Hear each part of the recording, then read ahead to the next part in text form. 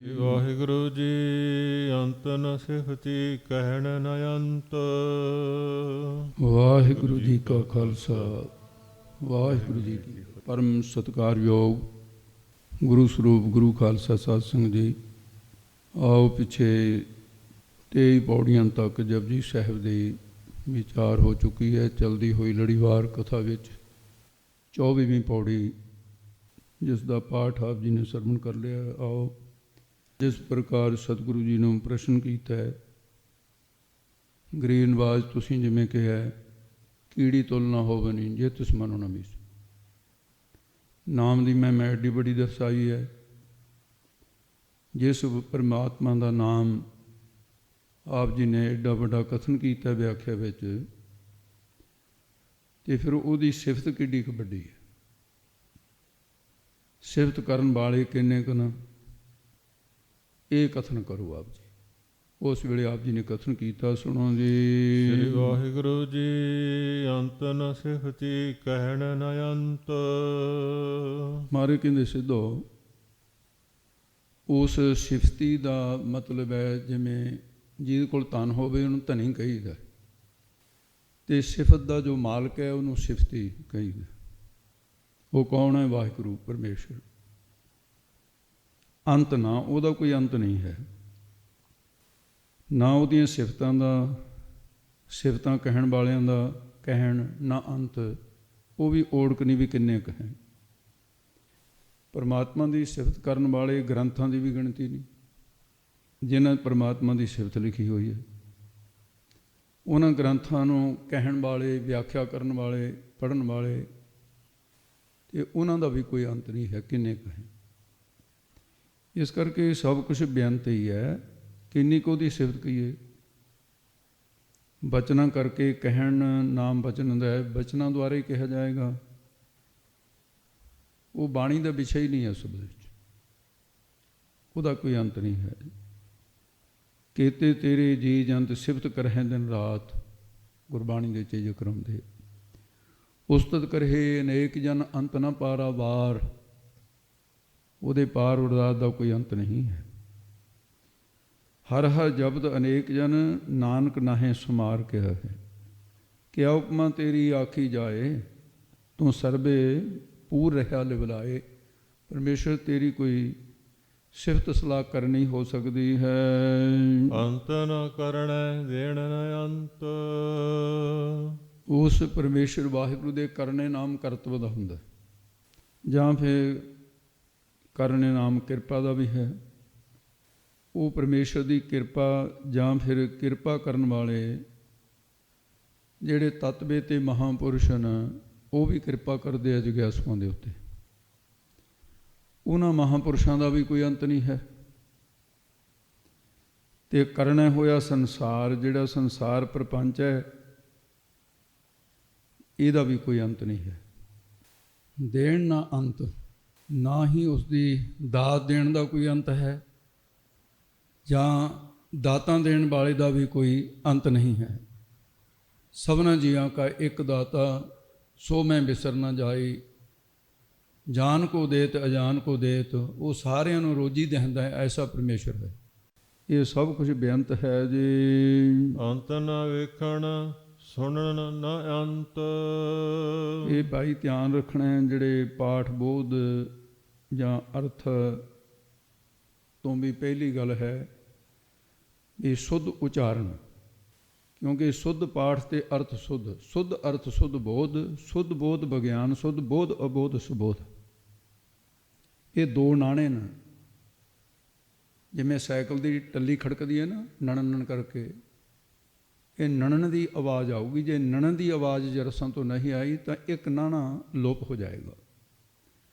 ਅੰਤ ਨਾ ਵੇਖਣ ਸੁਣਨ, ਇਹ ਦੋ ਨਾਣੇ ਬੋਲ ਗਏ। ਸੁਣਨ, ਇਹ ਨਾ ਵੀ ਸੁਣ ਬਸ ਇੰਨਾ ਅੱਖਰ ਨਾ ਹੋਵੇ, ਨਿਖਾਰ ਕੇ ਇਹਨੂੰ ਚੰਗੀ ਤਰ੍ਹਾਂ ਸਮਝਣਾ ਹੈ। ਵਿਸਰਾਮ ਵੇਖਣ ਤੇ ਅੰਤ ਨਾ ਵੇਖਣ, ਸੁਣਨ ਨਾ ਅੰਤ। ਜਿਹੜੀਆਂ ਵੇਖਣ ਵਾਲੀਆਂ ਚੀਜ਼ਾਂ, ਉਹਦਾ ਵੀ ਕੋਈ ਅੰਤ ਨਹੀਂ। ਕਿੰਨੀਆਂ ਅੱਖਾਂ ਕਿਹੜੀਆਂ ਵਸਤੂਆਂ ਨੂੰ ਦੇਖ ਰਹੀਆਂ। ਜਿਹੜੀਆਂ ਚੀਜ਼ਾਂ ਸੁਣਨ ਦੇ ਵਿੱਚ ਆ ਰਹੀਆਂ ਨੇ ਸਾਡੇ, ਉਹਨਾਂ ਦਾ ਵੀ ਕੋਈ ਅੰਤ ਨਹੀਂ ਹੈ। ਕਿੰਨੀਆਂ ਕੁ ਤੇ ਜਾਂ ਫਿਰ ਇਉਂ ਸਮਝੋ ਵੀ ਪਰਮੇਸ਼ਰ ਵਾਹਿਗੁਰੂ ਜਿਹੜਾ ਵੇਖਣ ਦ੍ਰਿਸ਼ਟਾ ਰੂਪ ਹੋ ਕਰਕੇ ਸਾਰਿਆਂ ਨੂੰ ਦੇਖ ਰਿਹਾ, ਉਹਦਾ ਕੋਈ ਅੰਤ ਨਹੀਂ ਹੈ। ਜੋ ਸੁਣਨ ਗਿਆਤਾ ਰੂਪ ਹੋ ਕਰਕੇ ਸਭ ਦੇ ਬੋਲ ਚਾਲ ਸੁਣ ਰਿਹਾ ਹੈ, ਉਹਦਾ ਵੀ ਕੋਈ ਅੰਤ ਨਹੀਂ ਹੈ। ਅੰਤਰਜਾਮੀ ਹੋ ਕੇ ਸਭ ਦੀਆਂ ਅਰਦਾਸਾਂ ਬੇਨਤੀਆਂ ਸੁਣ ਰਿਹਾ ਹੈ, ਉਹਦਾ ਵੀ ਕੋਈ ਅੰਤ ਨਹੀਂ ਹੈ। ਜਾਂ ਫਿਰ ਗੁਰਮੁਖ ਜਨ ਜਿਹੜੇ ਵੇਖਣ ਬ੍ਰਹਮ ਦ੍ਰਿਸ਼ਟਾ, ਉਹਨਾਂ ਦੀ ਦ੍ਰਿਸ਼ਟੀ ਬ੍ਰਹਮਾਕਾਰ ਹੋ ਗਈ, ਬ੍ਰਹਮ ਦ੍ਰਿਸ਼ਟੀ ਹੋ ਗਈ ਹੈ, ਬ੍ਰਹਮ ਗਿਆਨੀ ਕੀ ਦ੍ਰਿਸ਼ਟ ਅੰਮ੍ਰਿਤ ਵਰਸੀ ਹੋ ਗਈ, ਤੇ ਉਹਨਾਂ ਦੇ ਅੰਦਰ ਉਸੇ ਨੂੰ ਵੇਖ ਰਿਹਾ, ਉਹਨਾਂ ਦਾ ਵੀ ਕੋਈ ਅੰਤ ਨਹੀਂ ਹੈ। ਜਿਹੜੇ ਜਗਿਆਸੂ ਜਨ ਨੇ ਉਹ ਸਰੋਤਾ ਰੂਪ ਹੋਰ ਕਰਕੇ ਉਹਦੇ ਜਸ ਨੂੰ ਰਹੇ ਨੇ, ਤੇ ਉਹਨਾਂ ਜਗਿਆਸੂਆਂ ਦਾ ਵੀ ਕੋਈ ਅੰਤ ਨਹੀਂ ਹੈ। ਇਸ ਕਰਕੇ ਸਭ ਕੁਛ ਸਿੱਧੋ ਬੇਅੰਤ ਹੀ ਬੇਅੰਤ ਹੈ। ਅੱਗੇ ਹੋਰ ਮਹਿਮਾ ਕਰਦੇ ਹਨ। ਅੰਤ ਨ ਜਾਪੈ ਕਿਆ ਮਨ ਮੰਤ। ਉਸ ਵਾਹਿਗੁਰੂ ਦਾ ਅੰਤ ਜਾਪਿਆ ਕਿ ਜਾਣਿਆ ਨਹੀਂ ਜਾ ਸਕਦਾ। ਤੇ ਉਹਦੇ ਮਨ ਦੇ ਵਿੱਚ ਕਿਆ ਮੰਤ ਸਲਾਹ ਕੀ ਹੈ, ਮਤਾ ਕੀ ਹੈ ਉਹਦਾ, ਉਸ ਨੇ ਕੀ ਕਰ ਦੇਣਾ ਛਿਣ ਵਿੱਚ, ਉਹਦੇ ਮਨ ਦੇ ਮਤੇ ਨੂੰ ਕੋਈ ਵੀ ਨਹੀਂ ਜਾਣ ਸਕਦਾ। ਜੋਤਸ਼ੀ ਆਪਣਾ ਜੋਤ ਸਲਾਈ ਜਾਣ ਵੀ ਆਹ ਹੋਣ ਵਾਲਾ ਹੋਊਗਾ। ਜਿਹੜੇ ਵਿਗਿਆਨੀ ਨੇ ਉਹ ਬਥੇਰਾ ਕੁਝ ਹੀ ਆ, ਹੁਣ ਤਾਰਾ ਟੁੱਟ ਕੇ ਡਿੱਗਣ ਵਾਲਾ ਹੈ, ਹੁਣ ਤਬਾਹ ਹੋ ਜਾਊਗੀ ਦੁਨੀਆ, ਉਦੋਂ ਬਾਅਦ ਫਿਰ ਜੀ ਨਹੀਂ ਜੀ ਟਲ ਗਿਆ, ਨਹੀਂ ਕਿਸੇ ਨੂੰ ਪਤਾ ਹੈ। ਵਾਹਿਗੁਰੂ ਦੀ ਬੇਅੰਤਤਾ ਤੇ ਮਹਾਰਾਜ ਸਾਹਿਬ ਦਾ ਕਥਨ ਹੈ, ਸੀਹਾਂ ਬਾਜਾਂ ਚਰਗਾਂ ਕੋਹੀਆਂ ਇਹਨਾਂ ਖਬਾਲੇ ਘਾਹ, ਕਾਓ ਖਾਨ ਤਿਨ ਮਾਸ ਖਬਾਲੇ ਇਹ ਚਲਾਏ ਰਾਹ, ਨਦੀਆਂ ਵਿੱਚ ਟਿਬੇ ਦਿਖਾਲੇ ਥਰੀ ਕਰੇ ਅਸਗਾਹ, ਕੀੜਾ ਥਾਪ ਦੇ ਪਾਤਸ਼ਾਹੀ ਲਸ਼ਕਰ ਕਰੇ ਸੁਆਹ, ਹਰਨ ਪਰਨ ਜਾ ਕਾ ਨੇਤਰ ਫੋਰ ਤਿਸ ਕਾ ਮੰਤਰ ਨਾ ਜਾਣੇ ਹੋ। ਜੋ ਮਨ ਸ਼੍ਰੋਮਣੀ ਵਾਹਿਗੁਰੂ ਹੈ, ਉਹਦੀ ਮੰਤ ਸਲਾਹ ਦਾ ਨਾਮ ਵੀ ਉਹਦੇ ਮਤਾ ਕੀ ਹੈ, ਉਹਦਾ ਅੰਤ ਜਾਪੇ ਜਾਣਿਆ ਨਹੀਂ ਜਾ ਸਕਦਾ, ਕਿਉਂਕਿ ਉਹ ਸੁਤੰਤਰ ਹੈ, ਸੁਤੰਤਰ ਸਰੂਪ ਆਪਣੀ ਮਰਜ਼ੀ ਦਾ ਮਾਲਕ ਹੈ। ਉਹ ਕਿਸੇ ਦੀ ਸਲਾਹ ਨਹੀਂ ਲੈਂਦਾ ਵੀ ਉਹ ਪੁੱਛਣ ਮਸਲ ਧਰੈ, ਜੋ ਕੁਛ ਕਰੈ ਸੋ ਆਪੇ ਕਰੈ। ਉਸ ਦਾ ਕਿਆ ਕੀਤਾ ਹੋਇਆ ਮਨ ਸ਼੍ਰੋਮਣੀ ਮੰਤਰ ਜਿਹੜਾ ਕੀ ਹੈ, ਵਾਹਿਗੁਰੂ ਮੰਤਰ ਹੈ, ਇਹਦਾ ਵੀ ਅੰਤ ਜਾਪੈ ਨਹੀਂ ਜਾਣਿਆ ਜਾਂਦਾ। ਮਨ ਮੰਤ ਜੋ ਸ਼੍ਰੋਮਣੀ ਮੰਤਰ ਵੇਦ ਹੈ, ਕਹਿੰਦੇ ਉਹ ਵੀ ਇਸ ਮੰਤਰ ਨੂੰ ਨਹੀਂ ਜਾਪੇ ਕੇ ਜਾਣਦੇ। ਵੇਦ ਕਤੇਬ ਅਗੋਚਰਾ ਵਾਹਿਗੁਰੂ ਗੁਰੂ ਸ਼ਬਦ ਸੁਣਾਇਆ, ਵੇਦਾਂ ਕਵੇਦਾਂ ਦੇ ਅਗੋਚਰਾ ਜਿਹੜਾ ਵਾਹਿਗੁਰੂ ਮੰਤਰ ਹੈ, ਉਹਦਾ ਅੰਤ ਨਹੀਂ ਕਿਸੇ ਨੇ ਪਾਇਆ, ਉਹ ਬੇਅੰਤ ਹੈ। ਪਰਮੇਸ਼ਰ ਬੇਅੰਤ ਹੈ, ਉਹਦਾ ਨਾਮ ਬੇਅੰਤ ਹੈ। ਮਹਿਮਾ ਨਾ ਜਾਣੈ ਵੇਦ, ਬ੍ਰਹਮੇ ਨਹੀਂ ਜਾਣੈ ਭੇਦ, ਅਵਤਾਰ ਨਾ ਜਾਣੈ ਅੰਤ, ਪਰਮੇਸ਼ਰ ਪਾਰ ਬ੍ਰਹਮ ਬੇਅੰਤ। ਵੇਦ ਕਤੇਬ ਸੰਸਾਰ ਹਬਾਹੂ ਬਾਹਰਾ, ਉਹ ਸਾਰਿਆਂ ਤੋਂ ਬਾਹਰ ਹੈ, ਐਸਾ ਪਰਮੇਸ਼ਰ ਹੈ ਜੀ। ਅੰਤ ਨ ਜਾਪੈ ਕੀਤਾ ਆਕਾਰ। ਉਹ ਪ੍ਰਭੂ ਦਾ ਅੰਤ ਨਾ ਜਾਪੈ, ਅੰਤ ਜਾਣਿਆ ਨਹੀਂ ਜਾਂਦਾ, ਜਾਪੈ ਨਾ ਜਾਣਨ ਦਾ ਹੁੰਦਾ ਹੈ। ਜਿਸ ਨੇ ਇਹ ਸੰਸਾਰ ਦਾ ਆਕਾਰ ਪਸਾਰਾ ਕੀਤਾ, ਉਸ ਪ੍ਰਭੂ ਦੇ, ਉਸ ਵਾਹਿਗੁਰੂ ਨੇ ਇਹ ਸੰਸਾਰ ਦਾ ਜੋ ਆਕਾਰ ਪਸਾਰਾ ਕੀਤਾ ਹੈ, ਇਹ ਪਸਾਰੇ ਦਾ ਕੋਈ ਅੰਤ ਥੋੜ੍ਹੀ ਨਹੀਂ ਜਾਣਿਆ ਜਾ ਸਕਦਾ। ਜਿਸ ਵਾਹਿਗੁਰੂ ਨੇ, ਪਰਮਾਤਮਾ ਨੇ ਆਕਾਰ ਆ ਜਿਹੜਾ ਇਹਦੇ ਵਿੱਚੋਂ ਲੈਣਾ ਵਿਸ਼ਨੂੰ, ਤੇ ਕਾ ਦੇ ਵਿੱਚੋਂ ਲੈਣਾ ਕਰਤਾ ਬ੍ਰਹਮਾ, ਰਾਰੇ ਦੇ ਵਿੱਚੋਂ ਲੈਣਾ ਰੁਦਰ ਸ਼ਿਵ ਜੀ, ਇਹਨਾਂ ਤਿੰਨਾਂ ਨੂੰ ਪੈਦਾ ਕੀਤਾ। ਏਕਾ ਮਾਈ ਜੁਗਤ ਵਿਆਈ ਤਿੰਨ ਚੇਲੇ ਪ੍ਰਵਾਨ, ਬ੍ਰਹਮਾ ਵਿਸ਼ਨ ਸ੍ਰੇਤ ਹੈ ਅਗਨਤ। ਉਹ ਪ੍ਰਭੂ ਦਾ ਅੰਤ ਨਾ ਜਾਪੇ, ਅੰਤ ਨਹੀਂ ਪਾਇਆ ਜਾਂਦਾ ਜਿਹਨੇ ਇਹਨਾਂ ਨੂੰ ਪੈਦਾ ਕੀਤਾ। ਜਾਂ ਇਉਂ ਕਹੋ ਵੀ ਬ੍ਰਹਮਾ ਵਿਸ਼ਨੂੰ ਸ਼ਿਵ ਜੀ, ਇਹਨਾਂ ਤੋਂ ਵੀ ਉਹਦਾ ਅੰਤ ਨਹੀਂ ਪਾਇਆ ਗਿਆ, ਜਾਣਿਆ ਨਹੀਂ ਗਿਆ ਪੂਰਨ ਰੂਪ ਦੇ। ਜਾਂ ਫਿਰ ਅਭਿਆਕ੍ਰਿਤ ਹਿਰਨ ਗਰਭ ਵੈਰਾਟ ਆਦਿ, ਉਸ ਦਾ ਵੀ ਅੰਤ ਜਾਣਿਆ ਨਹੀਂ ਜਾ ਸਕਦਾ। ਇਸ ਕਰਕੇ ਵਿਸ਼ਨੂੰ ਜੀ ਨੇ ਜੋ ਆਕਾਰ ਮੱਛ ਕੱਛ ਵਰਾ ਨਰ ਸਿੰਘ, ਇਹ ਆਕਾਰ ਸਮੇਂ ਸਮੇਂ ਨੂੰ ਧਾਰਨ ਕੀਤੇ ਵਾਹਿਗੁਰੂ ਦੇ ਹੁਕਮ ਵਿੱਚ, ਉਹ ਵੀ ਉਸ ਪ੍ਰਭੂ ਦਾ ਅੰਤ ਨਹੀਂ ਜਾਣ ਸਕੇ। ਉਸ ਪ੍ਰਭੂ ਦੁਆਰਾ ਮਾਤਾ ਦੇ ਗਰਭ ਵਿੱਚ ਪੈਦਾ ਕੀਤੇ ਆਕਾਰ ਜਿਹੜੇ ਸਰੀਰ ਨੇ, ਆਕਾਰਾਂ ਦਾ ਵੀ ਕੋਈ ਅੰਤ ਥੋੜ੍ਹਾ ਹੈ। ਕਿੰਨੇ ਪੈਦਾ ਕੀਤੇ ਨੇ, ਕਿਵੇਂ ਪੈਦਾ ਕਰ ਰਿਹਾ ਹੈ। ਮਾਂ ਕੀ ਰਗਤ ਪਿਤਾ ਬਿਨ ਧਾਰਾ, ਮੂਰਤ ਸੂਰਤ ਕਰ ਉਪਾਰ। ਇਹ ਸਭ ਕੁਛ ਬੇਅੰਤ ਹੈ। ਉਹਨੇ ਸਰਗੁਣ ਸਰੂਪ ਧਾਰਨ ਕੀਤੇ ਜਿਹੜੇ ਆਕਾਰ ਨੇ, ਉਹਨਾਂ ਦਾ ਵੀ ਅੰਤ ਨਹੀਂ ਜਾਣਿਆ ਜਾਂਦਾ। ਇਸ ਭੇਦ ਦਾ ਅੰਤ ਨਾ ਜਾਪੈ, ਅੰਤ ਨਹੀਂ ਜਾਣਿਆ ਜਾ ਸਕਦਾ। ਉਹ ਵਾਹਿਗੁਰੂ ਦੇ ਆਕਾਰ, ਸ੍ਰਿਸ਼ਟੀ ਦਾ ਸਰੂਪ ਉਹਨੇ ਕਿਵੇਂ ਤਿਆਰ ਕੀਤਾ ਹੈ। 5 ਤੱਤਾਂ ਤੋਂ 4 ਖਾਣੀਆਂ ਦੇ ਜੀ ਜੰਤ ਬਣਾਏ ਨੇ, ਕਿਵੇਂ ਸਾਜੇ ਨੇ, ਇਹਦਾ ਕੋਈ ਅੰਤ ਨਹੀਂ। ਕਿਤੇ 4 ਤੱਤਾਂ ਦੀ ਉਹ ਸ੍ਰਿਸ਼ਟੀ ਰਚ ਦਿੰਦਾ ਹੈ, ਕਿਤੇ 5 ਤੱਤਾਂ ਦੀ ਰਚਦਾ ਹੈ। ਇਹ ਉਹਦੀ ਆਪਣੀ ਖੇਡ ਹੈ ਸਾਰੀ, ਉਹਨੂੰ ਕੋਈ ਜਾਣ ਨਹੀਂ ਸਕਦਾ। ਸਿੱਧੋ ਤੁਸੀਂ ਜਾਣਨ ਦੀ ਇੱਛਾ ਛੱਡ ਦਿਓ, ਬਸ ਉਹ ਬੇਅੰਤ ਹੀ ਬੇਅੰਤ ਹੈ ਪਰਮਾਤਮਾ। ਅੰਤ ਨ ਜਾਪੈ ਪਾਰਾਵਾਰ, ਸਿੱਧੋ ਉਸ ਦੇ ਪਾਰ ਉਰਾਰ ਦਾ ਕੋਈ ਅੰਤ ਨਹੀਂ ਜਾਣਿਆ ਜਾਂਦਾ। ਅਤ ਉੱਚਾ ਤਾ ਕਾ ਦਰਬਾਰਾ, ਅੰਤ ਨਹੀਂ ਕਿਛ ਪਾਰਾਵਾਰਾ। ਜਹ ਦੇਖਾਂ ਤੈਂ ਏਕ ਤੋਂ, ਅੰਤ ਨ ਪਾਰਾਵਾਰ। ਉਸਤਤ ਕਰੇ ਅਨੇਕ ਜਨ, ਅੰਤ ਨ ਪਾਰਾਵਾਰ। ਤੇਰੇ ਪਾਰ ਉਰਾਰ ਦਾ ਵਾਹਿਗੁਰੂ ਕੋਈ ਅੰਤ ਨਹੀਂ ਹੈ, ਤੂੰ ਬੇਅੰਤ ਕੋ ਬਿਰਲਾ ਜਾਣੇ। ਪਾਰਾਵਾਰ ਸਮੁੰਦਰ ਰੂਪ ਪ੍ਰਭੂ ਦਾ ਅੰਤ ਨਹੀਂ ਜਾਣਿਆ ਜਾਂਦਾ। ਉਸ ਵਾਹਿਗੁਰੂ ਦੁਆਰਾ ਰਚੇ ਹੋਏ ਲੋਕ ਪਰਲੋਕ ਦਾ ਜਿਹੜਾ ਪਾਰਾਵਾਰ ਕਹੀਏ ਫੈਲਾਅ ਹੈ ਨਾ, ਇਹਦਾ ਵੀ ਨਹੀਂ ਅੰਤ ਜਾਣਿਆ ਜਾਂਦਾ। ਫਿਰ ਉਹਦਾ ਅੰਤ ਕਿਵੇਂ ਹੋ ਪਾ ਸਕਦਾ ਕੋਈ। ਉਸ ਦੇ ਪਾਰ ਉਰਾਰ ਦਾ ਗਿਆਨ ਵਿਰਾਗ ਦੁਆਰਾ ਅੰਤ ਨਹੀਂ ਜਾਪਿਆ ਜਾਣਿਆ ਜਾ ਸਕਦਾ। ਉਹਦੇ 'ਚ ਲੀਨ ਹੋਇਆ ਜਾ ਸਕਦਾ ਗਿਆਨ ਦੁਆਰਾ, ਪਰ ਅੰਤ ਨਹੀਂ ਪਾਇਆ ਜਾ ਸਕਦਾ। ਭਾਵ ਕੀ ਹੈ ਕਿ ਉਹ ਵਾਹਿਗੁਰੂ ਬੇਅੰਤ ਹੈ ਬਸ। ਉਹ ਕਿਸੇ ਪ੍ਰਕਾਰ ਵੀ ਅੰਤ ਉਹਦਾ ਨਹੀਂ ਜਾਣਿਆ ਜਾ ਸਕਦਾ। ਨਾ ਕਿਸੇ ਨੂੰ ਅੰਤ ਲੈਣ ਦੀ ਇੱਛਾ ਹੋਣੀ ਚਾਹੀਦੀ ਹੈ। ਅੰਤ ਲੈਣ ਵਾਲੇ ਜਿਹੜੇ ਸੀ, ਜਿਨ੍ਹਾਂ ਨੂੰ ਇੱਛਾ ਹੋਈਆਂ, ਉਹਨਾਂ ਦੀਆਂ ਬੜੀਆਂ ਲੰਮੀਆਂ ਕਹਾਣੀਆਂ ਗ੍ਰੰਥਾਂ 'ਚ ਨੇ, ਪੁਰਾਣਾਂ ਦੇ ਵਿੱਚ। ਨਾਲ ਕੁਟੰਬ ਸਾਥ ਬਰਦਾਤਾ, ਬ੍ਰਹਮਾ ਭਾਲਣ ਸ੍ਰਿਸ਼ਟ ਗਿਆ। ਇਹ ਗਿਆ ਸੀ ਲੱਭਣ। ਆਗੇ ਅੰਤ ਨਾ ਪਾਇਓ ਤਾਂ ਕਾ, ਕੰਸ ਛੇਦ ਕਿਆ ਵੱਡਾ ਪਾਇਆ। ਤੇ ਜਿਸ ਤਰ੍ਹਾਂ ਜਿਸ ਵਾਹਿਗੁਰੂ ਨੂੰ ਜਦੋਂ ਇੱਕ ਤੋਂ ਅਨੇਕ ਹੋਣ ਦੀ ਇੱਛਾ ਪੈਦਾ ਹੋਈ, ਤਾਂ ਉਸਨੇ ਆਪਣਾ ਸਰਗੁਣ ਸਰੂਪ ਮਹਾ ਵਿਸ਼ਨੂੰ ਦਾ ਧਾਰਨ ਕੀਤਾ। ਉਹਦੇ ਵਿੱਚੋਂ ਕਿਉਂ ਇੱਕ ਵਿਸ਼ਨੂੰ ਹੈ, ਇੱਕ ਮਹਾ ਵਿਸ਼ਨੂੰ ਹੈ, ਭੇਦ ਹੈ। ਤੇ ਜਿਹੜਾ ਪਰਮੇਸ਼ਰ ਵਾਹਿਗੁਰੂ ਤਾਂ ਸਰਵਵਿਆਪੀ ਹੈ, ਜਿਹੜਾ ਬ੍ਰਹਮ ਜਿਹਨੂੰ ਕਹਿੰਦੇ, ਉਹਦੇ ਵਿੱਚ ਮਾਇਆ ਜਿਹੜੀ ਹੈ ਕਿਤੇ ਇੱਕ ਹਿੱਸੇ ਦੇ ਵਿੱਚ ਲੂ ਮਾਤਰ ਹੀ ਰਹਿੰਦੀ ਹੈ। ਕਲਪ ਤਦਾਤਮ ਸੰਬੰਧ ਕਹਿੰਦੇ ਨੇ, ਥੋੜ੍ਹੇ ਜਿਹੇ ਹਿੱਸੇ ਰੱਖੀ ਹੈ, ਜਦੋਂ ਜੀ ਕਰਦਾ ਆਪਣੀ ਮਾਇਆ ਆਪ ਵਸਾਰੀ। ਵਿਦਾਂਤ ਮਤ ਨਾਲੋਂ ਗੁਰਮਤ ਦੇ ਵਿੱਚ ਜਿਹੜਾ ਵੇਦਾਂ ਦਾ ਵਿਦਾਂਤ ਹੈ, ਗੁਰਬਾਣੀ ਦੇ ਵਿਦਾਂਤ ਦਾ ਗਿਆਨ ਹੈ। ਵਿਦਾਂਤ ਦਾ ਅਰਥ ਗਿਆਨ ਹੁੰਦਾ ਹੈ। ਥੋੜ੍ਹਾ ਜਿਹਾ ਇੰਨਾ ਕੁ ਭੇਦ ਹੈ ਕਿ ਵਿਦਾਂਤ ਦੇ ਵਿੱਚ 6 ਚੀਜ਼ਾਂ ਅਨਾਦਿ ਮੰਨੀਆਂ। ਬ੍ਰਹਮ ਅਨਾਦਿ ਹੈ ਜੀ, ਮਾਇਆ ਅਨਾਦਿ ਹੈ, ਕਰਮ ਅਨਾਦਿ ਹੈ, ਇਹ ਜੀਵਨ ਜਿਹੜੇ ਇਹ ਅਨਾਦਿ। ਪਰ ਇਹਦੇ 'ਚੋਂ ਕਹਿੰਦੇ 5 ਚੀਜ਼ਾਂ ਜਿਹੜੀਆਂ ਬ੍ਰਹਮ ਤੋਂ ਬਿਨਾਂ, ਤੇ ਇਹ ਸ਼ਾਂਤ ਅਨਾਦਿ ਨੇ।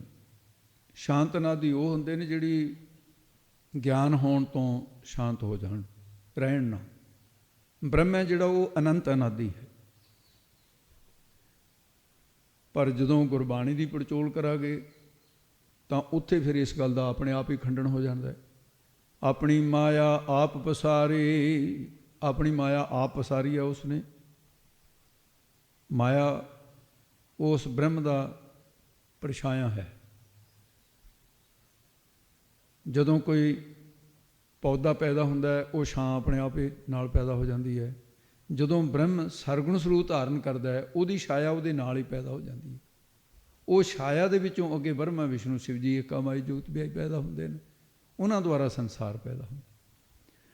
ਤੋ ਇਸ ਕਰਕੇ ਵੀ ਐਸਾ ਜਿਹੜਾ ਪਰਮੇਸ਼ਰ ਹੈ, ਜੋ ਸ੍ਰਿਸ਼ਟੀ ਸਾਜਣੀ ਸੀ, ਉਸ ਨੇ ਆਪਣੀ ਨਾਭੀ ਦੇ ਵਿੱਚੋਂ ਕਮਲ ਪੈਦਾ ਕੀਤਾ, ਉਹਦੇ 'ਚ ਬ੍ਰਹਮਾ ਨੂੰ ਪੈਦਾ ਕਰ ਦਿੱਤਾ ਆਪਣੀ ਮਾਇਆ ਵੀ ਸ਼ਕਤੀ ਦੁਆਰਾ। ਬ੍ਰਹਮਾ ਨੂੰ ਹੰਕਾਰ ਹੋਇਆ ਵੀ ਮੈਂ ਖੁਦ ਵਖੁਦ ਹਾਂ। ਆਕਾਸ਼ਬਾਣੀ ਹੋਈ ਬ੍ਰਹਮਾ, ਇਸ ਪਾਸੇ ਨੂੰ ਸੋਚਣਾ, ਤੇਰਾ ਜਨਮ ਇਸ ਕਮਲ ਦੇ ਵਿੱਚੋਂ ਹੋਇਆ, ਨਾਲੀ 'ਚੋਂ ਹੋਇਆ। ਉਹ ਕਹਿੰਦੇ ਇਹ ਕਿਵੇਂ ਹੋ ਸਕਦਾ, ਮੈਂ ਐਡਾ ਵੱਡਾ, ਨਾਲੀ ਛੋਟੀ ਜਿਹੀ ਹੈ। ਫਿਰ ਆਕਾਸ਼ਬਾਣੀ ਹੋਈ, ਨਹੀਂ ਤੇਰਾ ਜਨਮ ਇਹਦੇ ਵਿੱਚੋਂ ਹੋਇਆ। ਕਹਿੰਦਾ ਵੀ ਮੈਂ ਦੇਖਦਾ। ਉਹਨੇ ਇੱਕ ਪਾਸੇ ਨੂੰ ਸੱਜੀ ਲੱਤ ਕੱਢੀ ਅਤੇ ਨਾਲੀ ਦੇ ਪਾਣੀਓਂ ਪਾਣੀ ਸੀ, ਮਾਰੀ ਤੋਂ ਲਚਕ ਸੀ, ਨਹੀਂ ਕੁਛ ਹੋਇਆ। ਪਰਮਾਤਮਾ ਨੇ ਇਹਨੂੰ ਖਿਮਾ ਕਰ ਦਿੱਤੀ। ਜਦੋਂ ਕੋਈ ਜੰਮਣ ਵਾਲਿਆਂ ਦੇ ਲੱਤਾਂ ਮਾਰਦਾ ਨਾ, ਚਾਹੇ ਮਾਂ ਪਿਓ ਹੀ ਹੋਣ, ਬਸ ਉਦੋਂ ਇਹ ਸਮਝ ਲਓ ਵੀ ਕੁਦਰਤ ਦੀ ਕਰੋਪੀ ਹੋ ਜਾਏ। ਜਿੱਥੋਂ ਅਸੀਂ ਗਿਆਨ ਪੈਦਾ ਕਰ ਰਹੇ ਹਾਂ, ਗੁਰੂ ਗ੍ਰੰਥ ਸਾਹਿਬ ਇਹਦੀ ਨਰਾਦਰੀ ਕਰੂਗੀ, ਕਰੋਪੀ ਹੋਊਗੀ। ਜਿਹਦੇ ਦੁਆਰਾ ਸਾਨੂੰ ਇਹ ਕੁਛ ਮਿਲ ਰਿਹਾ ਹੈ ਅਤੇ ਉਹਦਾ ਅਸੀਂ ਵਿਰੋਧ ਕਰਾਂਗੇ, ਕਰੋਪੀ ਹੋਏਗੀ। ਬ੍ਰਹਮਾ ਨੂੰ ਪਹਿਲਾਂ ਮਾਫ ਕਰ, ਦੂਜੀ ਵਾਰ ਫਿਰ ਲੱਤ ਮਾਰੀ, ਫਿਰ ਤੀਜੀ ਵਾਰ ਨੂੰ ਨਾਲੀ ਦਾ ਮੂੰਹ ਇੰਨਾ ਖੋਲ੍ਹ ਦਿੱਤਾ ਜਿਵੇਂ ਖੂਹ 'ਚ ਰੋਡ ਡਿੱਗਦਾ, ਐਂ ਡਿੱਗਿਆ। ਫਿਰ ਇਹ 18 ਯੁੱਗ ਹੇਠਾਂ ਨੂੰ ਜਾਂਦਾ ਰਿਹਾ। 18 ਪਰਮਾਤਮਾ ਨੇ ਸਮਾਧੀ ਲਾ ਗਈ। ਫਿਰ ਕਹੇ ਮੈਨੂੰ ਕੱਢੋ ਬਾਹਰ, ਜਿਹੜੀ ਸ਼ਕਤੀ ਨੇ ਜਨਮ ਦਿੱਤਾ ਹੈ। 18 ਯੁੱਗ ਫਿਰ ਬਾਹਰ ਆਉਣ ਨੂੰ ਲੱਗੇ। 36 ਯੁੱਗ ਦੀ ਸਮਾਧੀ ਗੁਰਬਾਣੀ 'ਚ ਲਿਖਿਆ, 36 ਯੁੱਗ ਕੀ ਯੁੱਗ ਵਾਰ, ਤੂੰ ਆਪੇ ਜਾਣੇ ਸਿਰਜਣਹਾਰ। ਉਹਦਾ ਹੰਕਾਰ ਨਿਵ੍ਰਿਤ ਹੋਇਆ।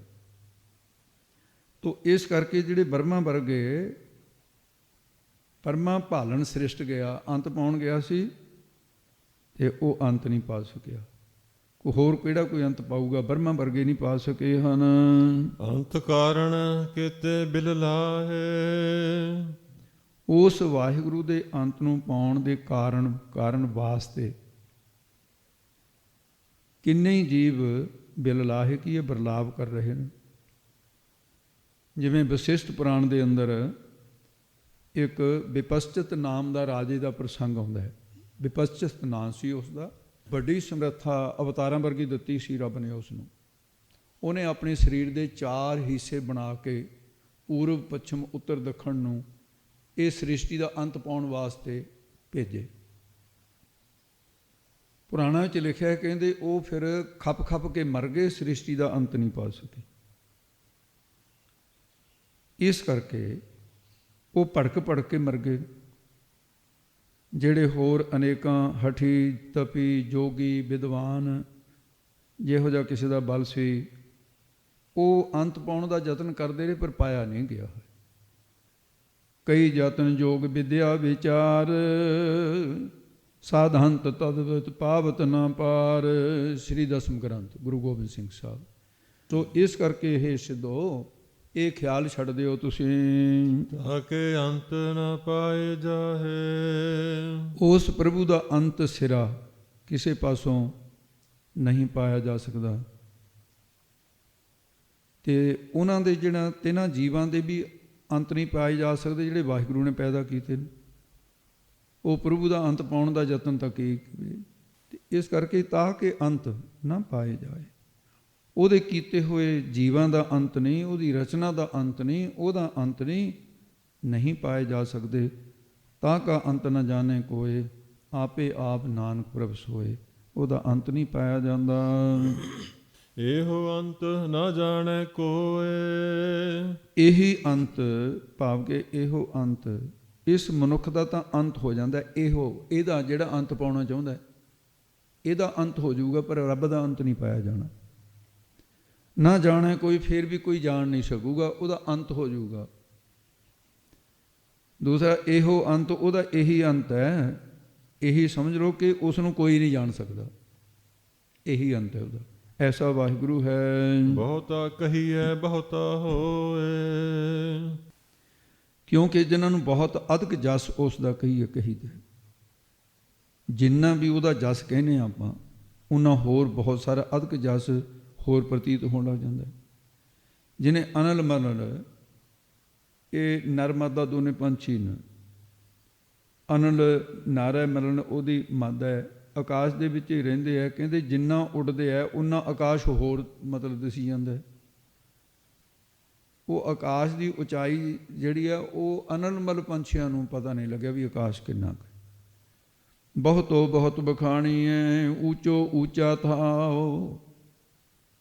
ਜਾਂ ਫਿਰ ਸ਼ੇਸ਼ ਨਾਗ ਦੇਖ ਲਓ ਕਿੰਨਾ ਜਸ ਕਰਦਾ ਹੈ। ਸਹਿਸ ਬਣੀ ਜਪਿਓ ਸੇਖ ਨਾਗੈ, ਹਰ ਜਪਤਿਆਂ ਅੰਤ ਨਾ ਪਾਵੈ ਗੋ। ਸ਼ੇਸ਼ ਨਾਗ ਸਿਰ ਸਹਿਸ ਮਨਾਈ, ਦੋਇ ਸਹੰਸ ਰਸਨਾ ਸੁਹਾਈ।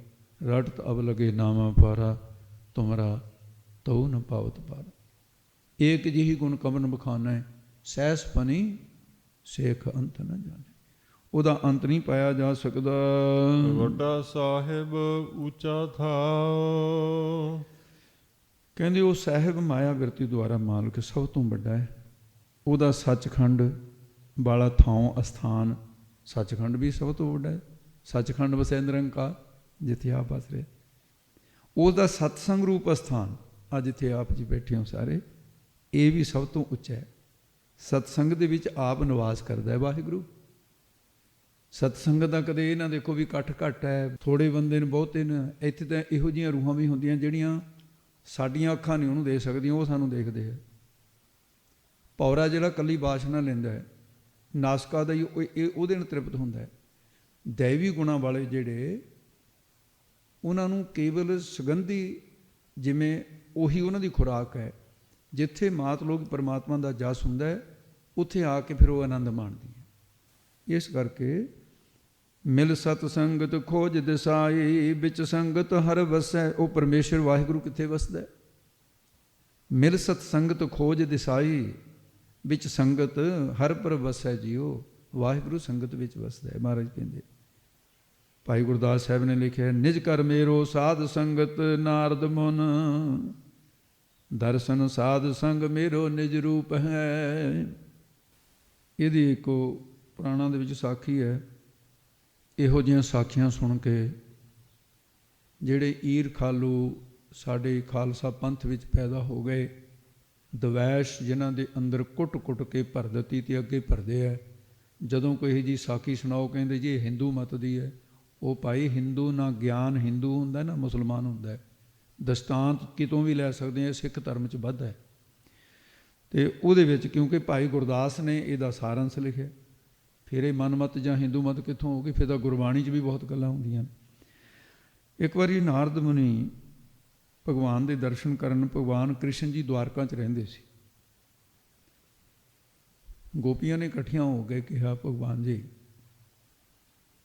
ਵੀ ਜਦੋਂ ਤੁਸੀਂ ਸਾਨੂੰ ਪ੍ਰਾਪਤ ਹੋ ਗਏ ਪਤੀ ਰੂਪ ਦੇ ਵਿੱਚ, ਇਹ ਤੁਸੀਂ ਕਹਿੰਦੇ ਹੋ ਨਾਮ ਜਪੋ, ਵੀ ਨਾਮ ਜਪਣ ਦੀ ਹੁਣ ਦੱਸੋ ਕੀ ਲੋੜ ਹੈ? ਨਾਮ ਜਪੀਦਾ ਵੀ ਭਗਵਾਨ ਮਿਲ ਜਾਵੇ, ਅਤੇ ਤੁਸੀਂ ਸਾਨੂੰ ਪਤੀ ਰੂਪ 'ਚ ਮਿਲਿਆ, ਸਾਨੂੰ ਐਵੇਂ ਮਾਲਾ ਫੇਰਨ ਦੀ, ਨਾਮ ਜਪਣ ਦੀ ਸਾਨੂੰ ਕੀ ਲੋੜ ਹੈ? ਭਗਵਾਨ ਜੀ ਕਹਿੰਦੇ ਲੋੜ ਤਾਂ ਹੈਗੀ। ਕਹਿੰਦੇ ਜੀ ਨਹੀਂ, ਸਾਨੂੰ ਇਹ ਸਮਝ ਨਹੀਂ। ਕਹਿੰਦੇ ਚਲੋ ਆਪਾਂ ਇਹਦੇ 'ਤੇ ਵਿਵਾਦ ਨਹੀਂ ਕਰਨਾ। ਭਗਵਾਨ ਜੀ ਨੇ ਗੱਲ, ਜਿਹੜੇ ਸਿਆਣੇ ਬੰਦੇ ਨੇ ਉਹ ਵਿਵਾਦ ਨਹੀਂ ਕਰਦੇ, ਦੇਖਦੇ ਆ ਵੀ ਇਹ ਹਠੀ ਹੈ, ਜਿੱਦੀ ਹੈ। ਜਿਹੜਾ ਇੱਕ ਇਹ ਸਪਸ਼ਟ ਹੈ ਗੁਰਮਤਿ ਦੀ, ਸਨਾਤਨ ਮਤ ਦੀ, ਇਸਲਾਮ ਦੀ ਸਾਂਝੀ ਇੱਕ ਮਤ ਹੈ ਕਿ ਜਿਹੜੇ ਬੰਦੇ ਦੇ ਅੰਦਰ ਹੰਕਾਰ ਹੋਵੇ, ਉਹਨੂੰ ਤੁਸੀਂ ਚੰਗੀ ਗੱਲ ਕਹੋ ਮੰਨੂਗਾ ਨਹੀਂ, ਉਹਦੇ ਹੰਕਾਰ ਨੇ ਮੰਨਣ ਨਹੀਂ ਦੇਣੀ, ਹਉਮੈ ਮੰਨਣ ਨਹੀਂ ਦਿੰਦੀ ਹੁੰਦੀ, ਚਾਹੇ ਬੱਚੇ 'ਚ ਹੋਵੇ ਚਾਹੇ ਵੱਡੇ 'ਚ ਹੋਵੇ। ਉਹ ਕਹਿੰਦਾ ਵੀ ਮੈਂ ਠੀਕ ਹਾਂ। ਅਤੇ ਗੋਪੀਆਂ ਨੂੰ ਲੱਗਿਆ ਵੀ ਅਸੀਂ ਠੀਕ ਹੈ। ਭਗਵਾਨ ਦੀ ਵੀ ਗੱਲ ਨਹੀਂ ਮੰਨੀ, ਗੁਰੂਆਂ ਦੀ ਗੱਲ ਨਹੀਂ ਮੰਨੀ ਸਿੱਖਾਂ ਨੇ, ਅਤੇ ਸਿੱਖਾਂ ਦੀ ਸਿੱਖ ਤਾਂ ਚਲੋ ਕਿੱਥੇ ਮੰਨ ਲੈਣਗੇ। ਇਹ ਤਾਂ ਗੁਰੂ ਸਾਹਿਬ ਤੋਂ ਵੀ ਬਾਗੀ ਹੋ ਗਏ ਸੀ। ਇੱਕ ਦੀ ਵਾਰ ਐਸਾ ਵੀ ਆਇਆ, ਭਗਵਾਨ ਜੀ ਨੇ ਨਾਰਦ ਨੂੰ ਪ੍ਰੇਰ ਦਿੱਤਾ, ਕਹਿੰਦੇ ਵੀ ਆ ਹੁਣ ਤੇਰੇ ਬਿਨਾਂ ਨਹੀਂ ਸਰਨਾ। ਨਾਰਦ ਆ ਗਿਆ ਅਤੇ ਭਗਵਾਨ ਜੀ ਹੱਸ ਕੇ ਕਹਿੰਦੇ ਆਪਣੀਆਂ ਮਾਤਾ ਨੂੰ ਮਿਲਿਆ। ਸਮਝ ਗਏ ਵੀ ਖੇਡ ਵਰਤਾਉਣੀ ਹੈ, ਭਗਵਾਨ ਨੇ ਲੀਲਾ ਕਰਨੀ ਹੈ ਕੋਈ। ਆਲੇ ਦੁਆਲੇ ਦੇਵ ਰਿਸ਼ੀ ਹੋਣ ਲੱਗੀ। ਉਹਦੇ ਵਿੱਚ ਰਾਧਕਾਂ, ਸਤਭਾਮਾ, ਰੁਕਮਣੀ, ਇਹ ਜਿਹੜੀਆਂ ਮੁਖੀ ਆ ਕੇ ਇਹਨਾਂ ਦੇ ਅੰਦਰ ਭਗਵਾਨ ਨੇ, ਦਯੂ ਹੈ ਨਾ, ਪ੍ਰੇਰਕ ਹੈ, ਇਹਨਾਂ ਦੇ ਅੰਦਰ ਸੰਕਲਪ ਪੈਦਾ ਕਰਤਾ। ਕਹਿੰਦੇ ਨਾਰਦ ਤੂੰ ਬ੍ਰਹਮਾ ਦਾ ਪੁੱਤਰ ਹੈ, ਨਾਰਾਇਣ ਦਾ ਬੜਾ ਪਿਆਰਾ ਹੈ, ਵੀ ਸਾਨੂੰ ਇੱਕ ਫੁਰਨਾ ਫੁਰਿਆ ਵੀ ਤੂੰ ਸਾਡੀ ਮਦਦ ਕਰ। ਕਹਿੰਦੇ ਦੱਸੋ ਮਾਤਾ। ਕਹਿੰਦੇ ਵੀ ਸਾਨੂੰ ਅਗਲੇ ਜਨਮ ਦੇ ਵਿੱਚ ਵੀ ਭਗਵਾਨ ਕ੍ਰਿਸ਼ਨ ਹੀ ਪਤੀ ਮਿਲਣ, ਅਸੀਂ ਹੁਣ ਕਿਸੇ ਹੋਰ ਨੂੰ ਪਤੀ ਨਹੀਂ ਬਣਾਉਣਾ ਚਾਹੁੰਦੀਆਂ। ਨਾਰਦ ਸੁਣ ਕੇ ਹੈਰਾਨ ਹੋ ਗਿਆ ਵੀ ਇਹਨਾਂ ਨੂੰ ਇੰਨਾ ਗਿਆਨ ਵੀ ਨਹੀਂ ਹੈ ਵੀ ਜਦੋਂ ਭਗਵਾਨ ਮਿਲ ਗਿਆ ਉਦੋਂ ਤਾਂ ਮੁਕਤੀ ਹੋ ਜਾਂਦੀ ਹੈ, ਵੀ ਜਨਮ ਕਾਹਨੂੰ ਮਿਲੂਗਾ ਹੁਣ। ਅਕਲ 'ਤੇ ਪੜਦਾ ਪੈ ਜਾਂਦਾ। ਨਾਰਦ ਚਲਾਕ ਬਹੁਤ ਹੈ। ਕਹਿੰਦੇ ਮਾਤਾ ਉਹ ਮਿਲ ਤਾਂ ਸਕਦਾ ਹੈ, ਜਾਣ ਬੁੱਝ ਕੇ ਕਹਿੰਦੇ ਮਿਲ ਜੂਗਾ। ਕਹਿੰਦੇ ਵੀ ਦੱਸੋਗੇ ਜੀ? ਕਹਿੰਦੇ ਵੀ ਯਤਨ ਥੋੜ੍ਹਾ ਜਿਹਾ ਔਖਾ ਹੈ। ਕਹਿੰਦੇ ਜੀ ਅਸੀਂ ਕਰਨ ਨੂੰ ਤਿਆਰ ਹਾਂ। ਕਹਿੰਦੇ ਵੀ ਐਂ ਕਰੋ ਵੀ ਜਿਹੜਾ ਇਹ ਦੁਨੀਆ ਦੇ ਵਿੱਚ ਦਾਨ ਕਰਦਾ ਹੈ, ਦਹਿ ਦੁਨੀਆ 70 ਆਖਰ ਮਿਲਦਾ, ਤੁਸੀਂ ਤਾਂ ਇੱਕ ਕਹਿੰਦੇ, ਤੁਹਾਨੂੰ ਤਾਂ ਬਹੁਤ ਜਨਮਾਂ ਤੱਕ ਭਗਵਾਨ ਹੀ ਮਿਲੂਗਾ। ਤੁਸੀਂ ਭਗਵਾਨ ਨੂੰ ਦਾਨ ਕਰ ਦਿਓ। ਮੈਂ ਬ੍ਰਾਹਮਣ, ਮੈਂ ਦਾਨ ਲੈ ਲੂੰਗਾ। ਉਹ ਕਹਿੰਦੀ ਹੈ ਠੀਕ ਹੈ। ਕਹਿੰਦੇ ਚੂੜੀ ਛੱਡੋ। ਹਿੰਦੂ ਮਤ ਦੇ ਵਿੱਚ ਚੂੜੀ ਛੱਡਦੇ ਆ, ਚੂੜੀ ਛਡਾਤੀ ਭਗਵਾਨ ਦੀ।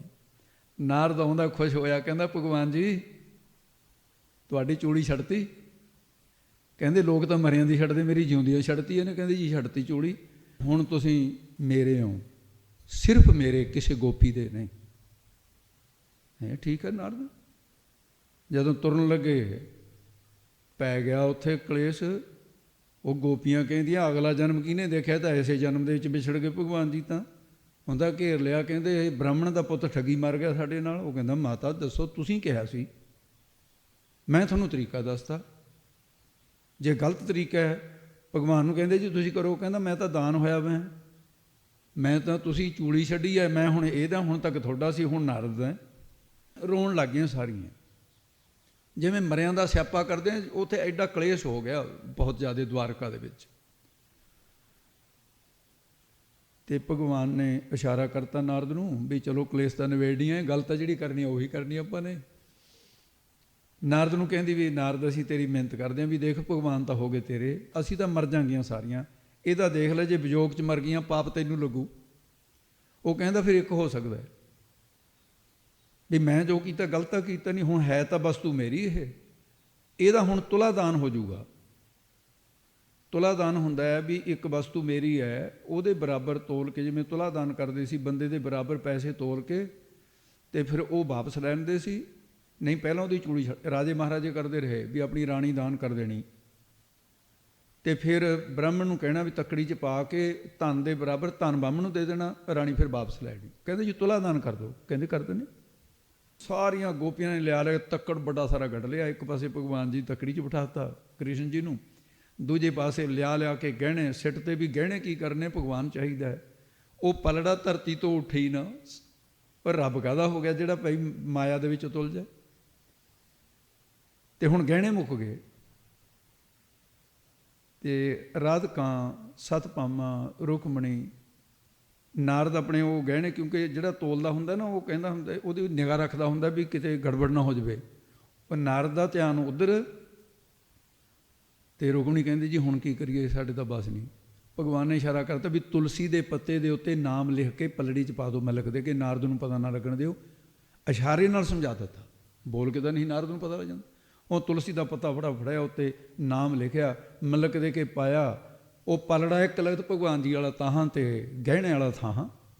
ਨਾਰਦ ਕਹਿੰਦਾ ਕਿਹੜਾ ਗਜਬ ਹੋ ਗਿਆ, ਕਿਹੜਾ ਗਹਿਣਾ ਐਡਾ ਭਾਰੀ ਆ ਗਿਆ, ਮੈਂ ਉਹ ਗਹਿਣਾ ਦੇਖਾਂ। ਇੱਕ ਇੱਕ ਕਰਕੇ ਗਹਿਣੇ ਬਾਹਰ ਸਿੱਟਦਾ ਗਿਆ। ਅਖੀਰ ਨੂੰ ਤੁਲਸੀ ਦਾ ਪੱਤਾ ਨਿਕਲਿਆ। ਤੁਲਸੀ ਦੇ ਪੱਤੇ ਦੇ ਉੱਤੇ ਲਿਖਿਆ ਨਾਮ। ਚੁੱਕ ਕੇ ਪੱਤਾ, ਕਹਿੰਦਾ ਗਹਿਣੇ ਮੈਂ ਕੀ ਸਿਰ ਮਾਰਨੇ ਨੇ ਭਗਵਾਨ ਜੀ, ਵਾਧੇ 'ਚ ਰਿਹਾ ਤੁਹਾਡਾ ਨਾਰਦ। ਕਹਿੰਦਾ ਆਹੀ ਚਾਹੀਦਾ ਮੈਨੂੰ, ਮੈਂ ਤਾਂ ਇਹੀ ਲੈਣ ਵਾਸਤੇ ਆਇਆ ਸੀ ਦੁਆਰਕਾ ਦੇ ਵਿੱਚ। ਤਾਂ ਇਸ ਕਰਕੇ ਸਾਧ ਸੰਗਤ ਜੀ, ਉਹ ਫਿਰ ਨਾਮ ਜਿਹੜਾ ਹੈ ਭਗਵਾਨ ਜੀ ਨੇ ਉਸ ਵੇਲੇ ਕਿਹਾ, ਕਹਿੰਦੇ ਗੋਪੀਓ ਤੁਸੀਂ ਸਵਾਲ ਕੀਤਾ ਸੀ ਵੀ ਨਾਮ ਜਪਣ ਦੀ ਕੀ ਲੋੜ ਹੈ, ਹੁਣ ਤੁਹਾਨੂੰ ਸਮਝ ਆ ਗਈ। ਮੇਰੇ ਨਾਲੋਂ ਨਾਮ ਵੱਡਾ ਹੈ, ਮੈਂ ਵੱਡਾ ਨਹੀਂ ਹਾਂ। ਤੋ ਇਸੇ ਕਰਕੇ ਇੱਕ ਵਾਰੀ ਨਾਰਦ ਐਸਾ ਹੋਇਆ ਵੀ ਇਹ ਬੈਕੁੰਠ ਦੇ ਵਿੱਚ ਗਿਆ ਭਗਵਾਨ ਨੂੰ, ਨਾਰਾਇਣ ਜੀ ਨੂੰ ਮਿਲਣ। ਉੱਥੇ ਕਿਤੇ ਮਿਲੇ ਨਾ। ਉੱਥੋਂ ਆ ਗਿਆ ਖੀਰ ਨਿਧ, ਖੀਰ ਸਮੁੰਦਰ ਵਿੱਚ ਦੇਖਿਆ, ਉੱਥੇ ਨਾ ਮਿਲੇ। ਮਥੁਰਾ, ਦੁਆਰਕਾ, ਬਿੰਦਰਾਵਨ, ਅਯੁੱਧਿਆ ਸਾਰੀ ਜਗ੍ਹਾ ਘੁੰਮ ਆਇਆ। ਅਖੀਰ ਨੂੰ ਕੀ ਦੇਖਿਆ, ਇੱਥੋਂ ਸਤਸੰਗਤ ਹੋ ਰਹੀ ਸੀ, ਉੱਥੇ ਬੈਠੇ ਭਗਵਾਨ ਜੀ। ਨਾਰਦ ਨੂੰ ਦਿਸਦੇ ਨੇ, ਹੋਰ ਕਿਸੇ ਨੂੰ ਦਿਸੇ ਨਹੀਂ। ਇਸ਼ਾਰਾ ਕਰਤਾ, ਕਹਿੰਦੇ ਦੇਖੀ ਗੜਬੜ ਨਾ ਕਰਦੀ, ਮੈਂ ਇਹਨਾਂ ਨੂੰ ਨਹੀਂ ਦਿਸ ਰਿਹਾ। ਜਿਹੜੇ ਸਤਸੰਗ ਕਰਦੇ ਆ ਇਹ ਸਥੂਲ ਦ੍ਰਿਸ਼ਟੀ ਵਾਲੇ ਨੇ, ਇਸ ਕਰਕੇ ਰੌਲਾ ਪੈ ਜਾਊਗਾ, ਨਹੀਂ ਤਾਂ। ਤੇ ਭਗਵਾਨ ਜੀ ਦੇ ਨਾਲ ਬਾਹਰ ਆਏ, ਕਹਿਣ ਲੱਗੇ ਭਗਵਾਨ ਇਹ ਕੀ ਲੀਲਾ, ਤੁਹਾਨੂੰ ਕਿੱਥੇ ਕਿੱਥੇ ਨਹੀਂ ਲੱਭਿਆ ਮੈਂ, ਤੁਸੀਂ ਕਿੱਥੇ? ਕਹਿੰਦੇ ਉਸ ਵੇਲੇ ਭਗਵਾਨ ਜੀ ਨੇ ਕਿਹਾ ਨਾ ਅਹੰ ਬਸਾਮੀ ਬੈਕੁੰਠੇ ਜੋਗੀ ਨਾ ਹਿਰਦੇ ਨਚ ਮਗਧ ਭਗਤੈ ਜਤਰ ਗਾਂਤੀ ਤਤ ਤ੍ਰਿਸ਼ਟਾਤੀ ਨਾਰਦ। ਹੇ ਨਾਰਦ, ਮੈਂ ਬੈਕੁੰਠ ਦੇ ਵਿੱਚ, ਮੈਂ ਸਵਰਗ ਦੇ ਵਿੱਚ ਵੀ ਨਹੀਂ ਹਾਂ, ਬਸਾਮੀ ਬਸਦਾ ਹਾਂ। ਜੋਗੀਆਂ ਦੇ ਹਿਰਦੇ 'ਚ ਇਸ ਕਰਕੇ ਨਹੀਂ ਬਸਦਾ, ਉੱਥੇ ਹੰਕਾਰ ਹੈ ਜੋਗੀਆਂ ਨੂੰ, ਤੇ ਉੱਥੇ ਵੀ ਨਹੀਂ ਹਾਂ। ਜਿੱਥੇ ਸ਼ਰਧਾਵਾਨ ਸ੍ਰੇਸ਼ਟ ਭਗਤ ਹੈ ਕਿ ਇਹ ਭਗਤ ਜਨ ਜਸ ਕਰ ਰਹੇ ਉਹਨਾਂ ਦੇ ਮੱਧ ਹਿਰਦੇ ਦੇ ਅੰਦਰ ਜਾਂ ਫਿਰ ਪ੍ਰੇਮ ਦੇ ਨਾਲ ਗਾਇਨ ਕੀ ਕਹੀਏ ਗਾਇਨ ਕਰ ਰਹੇ ਨੇ, ਤਤਰ ਤਿਸ ਜਗ੍ਹਾ ਤਿਸਤਾਮੀ ਦਾ ਅਰਥ ਇਸਤਿਤ ਮੈਂ ਉੱਥੇ ਹਾਂ। ਇਸ ਕਰਕੇ ਜੇ ਮੈਨੂੰ ਲੱਭਣਾ ਤਾਂ ਸਤਸੰਗਤ ਦੇ ਵਿੱਚ ਲੱਭਿਆ ਕਰ, ਸਭ ਤੋਂ ਉੱਚਾ ਸਥਾਨ ਹੈ। ਤਾਂ ਕਰਕੇ ਭਾਈ ਗੁਰਦਾਸ ਨੇ ਕਿਹਾ ਕਿ ਭਗਵਾਨ ਨੇ ਕਿਹਾ ਸੀ ਨਿਜ ਕਰ ਮੇਰੋ ਸਾਧ ਸੰਗਤ ਨਾਰਦ ਮੁਨ, ਦਰਸ਼ਨ ਸਾਧ ਸੰਗ ਮੇਰੋ ਨਿਜ ਰੂਪ ਹੈ। ਭਾਈ ਗੁਰਦਾਸ ਮੇਰਾ ਘਰ ਜੇ ਕਿਸੇ ਜਿਹੜਾ ਪੱਕਾ ਘਰ ਹੈ ਨਾ ਮੇਰਾ, ਕਹਿੰਦੇ ਉਹ ਹੈ ਸਾਧ ਸੰਗਤ। ਲੱਖਾਂ ਥਾਂ ਤੇ ਸਤ ਸੰਗਤ ਕੋਈ ਕਰਦਾ ਹੋਵੇ, ਲੱਖਾਂ ਲੋਕ ਹੋਣ, ਕਰੋੜਾਂ ਹੋਣ, ਇੱਕੋ ਹੀ ਟਾਈਮ ਸਤ ਸੰਗਤ ਕਰਦੇ ਹੋਣ, ਭਗਵਾਨ ਜੀ ਕਹਿੰਦੇ ਮੈਂ ਕਰੋੜਾਂ ਰੂਪ ਧਾਰਨ ਕਰਕੇ ਕਰੋੜਾਂ ਥਾਂ ਤੇ ਹੀ ਬੈਠਾ ਹੁੰਦਾ। ਇਸ ਕਰਕੇ ਸਤਸੰਗ ਦੀ ਤਾਂ ਕਹੀਦਾ ਭਾਈ ਉੱਚੀ ਆਵਾਜ਼ ਨਾ ਕਰੋ, ਕੋਈ ਗੜਬੜ ਨਾ ਕਰੋ, ਉੱਥੇ ਪਰਮਾਤਮਾ ਆਪ ਉਹਦੀ ਕਲਾ ਵਰਤ ਰਹੀ ਹੈ।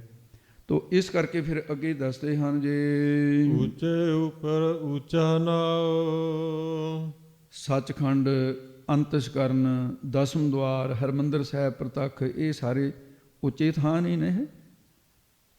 ਇਹ ਅਸਥਾਨ ਤੇ ਪਰਮੇਸ਼ਰ ਵਾਹਿਗੁਰੂ ਦਾ ਸਰੂਪ ਗੁਰੂ ਨਾਨਕ ਸਾਹਿਬ ਜੀ ਉਹਨਾਂ ਨੂੰ ਪੁੱਛਦੇ ਆ ਜੀ ਇਹ ਦੱਸੋ ਕਿਰਪਾ ਕਰਕੇ ਵੀ ਰੱਬ ਤੋਂ ਵੀ ਉੱਚਾ ਹੈ ਕੋਈ? ਗੁਰੂ ਸਾਹਿਬ ਜੀ ਕਹਿੰਦੇ ਹਾਂ, ਉੱਚੇ ਉੱਪਰ ਉੱਚਾ ਨਾਉ। ਕਹਿੰਦੇ ਵੀ ਜਿੰਨਾ ਉੱਚਾ ਮਕਾਨ ਹੁੰਦਾ ਹੈ ਤੇ ਜੇ ਮਕਾਨ ਤੇ ਚੜ੍ਹਨਾ ਵੀ ਉਨੀ ਉੱਚੀ ਪੌੜੀ ਹੁੰਦੀ ਹੈ। ਸੌਖਾ ਦ੍ਰਿਸ਼ਟਾਂਤ ਹੈ, ਜਿੰਨਾ ਉੱਚਾ ਮਕਾਨ ਉਨੀ ਉੱਚੀ ਪੌੜੀ, ਤਾਂ ਉਹਦੇ ਤੇ ਕੋਠੇ ਤੇ ਚੜ੍ਹ ਹੋ ਜਾਊਗਾ ਸੌਖਾ। ਕਹਿੰਦੇ ਇਸੇ ਤਰ੍ਹਾਂ ਜਿੰਨਾ ਉੱਚਾ ਪਰਮਾਤਮਾ ਹੈ ਉਨੇ ਉੱਚੇ ਉਹਦੀ ਪ੍ਰਾਪਤੀ ਦਾ ਸਾਧਨ ਕੇਵਲ ਨਾਮ ਹੈ, ਹੋਰ ਕਰਮ ਉਪਾਸਨਾ ਨਹੀਂ ਹੈ, ਕੋਈ ਸਾਧਨ ਨਹੀਂ ਹੈ। ਸਭ ਥੱਲੇ ਰਹਿ ਜਾਂਦੇ ਨੇ, ਸਾਰੀਆਂ ਕਿਰਿਆਵਾਂ ਨਾਮ ਸਫਲੀਆਂ ਕਰਦੇ, ਨਾਮ ਦੇ ਬਰਾਬਰ ਕੋਈ ਸਾਧਨ ਨਹੀਂ ਹੈ। ਨਾਮ ਸਰੋਮਣ ਸਰਬ ਮੈਂ ਭਗਤ ਰਹੇ ਲਿਵਧਾਰ, ਨਾਮ ਤਲ ਕਛ ਅਵਰ ਨ ਹੋਏ, ਨਾਨਕ ਗੁਰਮੁਖ ਨਾਮ ਪਾਵੈ ਜਨ ਕੋਏ। ਇਹ ਉੱਚੇ ਤੋਂ ਉੱਚਾ, ਅਤ ਉੱਚਾ ਕਰ ਜਾਣਿਆ ਪ੍ਰਭ ਜੀ ਸੇ ਪ੍ਰਭ ਨਾਮ, ਨਾਮ ਬਰਾਬਰ ਪ੍ਰਭ ਨਹੀਂ, ਪ੍ਰਭੂ ਤੁਲ ਨਹਿ ਕੋ ਦਾਮ। ਭਾਵ ਪ੍ਰਕ੍ਰਿਸ਼ਨ ਦੀ ਉਹ ਦਾਮਾਂ ਦੇ ਤੁਲ ਦੇਖਿਆ ਨਾ ਫਿਰ। ਉਹ ਇਸੇ ਕਰਕੇ ਹਨੂਮਾਨ ਦੀ ਗੱਲ ਆਉਂਦੀ ਰਮਾਇਣ ਦੇ ਅੰਦਰ। ਬਸ ਕਹਿੰਦੇ ਭਗਵਾਨ ਰਾਮ ਜੀ ਨੂੰ ਪੁੱਛਿਆ ਕਿ ਇਹ ਦੱਸੋ ਜੀ, ਲੰਕਾ ਦੇ ਵਿੱਚ ਜਾਣਾ ਸੀ, ਹਨੂਮਾਨ ਗਿਆ ਇੱਕ ਛਲਾਂਗ ਮਾਰ ਕੇ, ਤੇ ਤੁਸੀਂ ਪੁਲ ਬੰਨ੍ਹਦੇ ਰਹੇ, ਸਾਰੀਆਂ ਫੌਜਾਂ ਪੱਥਰ ਲਿਆਉਂਦੀਆਂ ਰਹੀਆਂ, ਇਹਦਾ ਕੀ ਕਾਰਨ ਹੈ?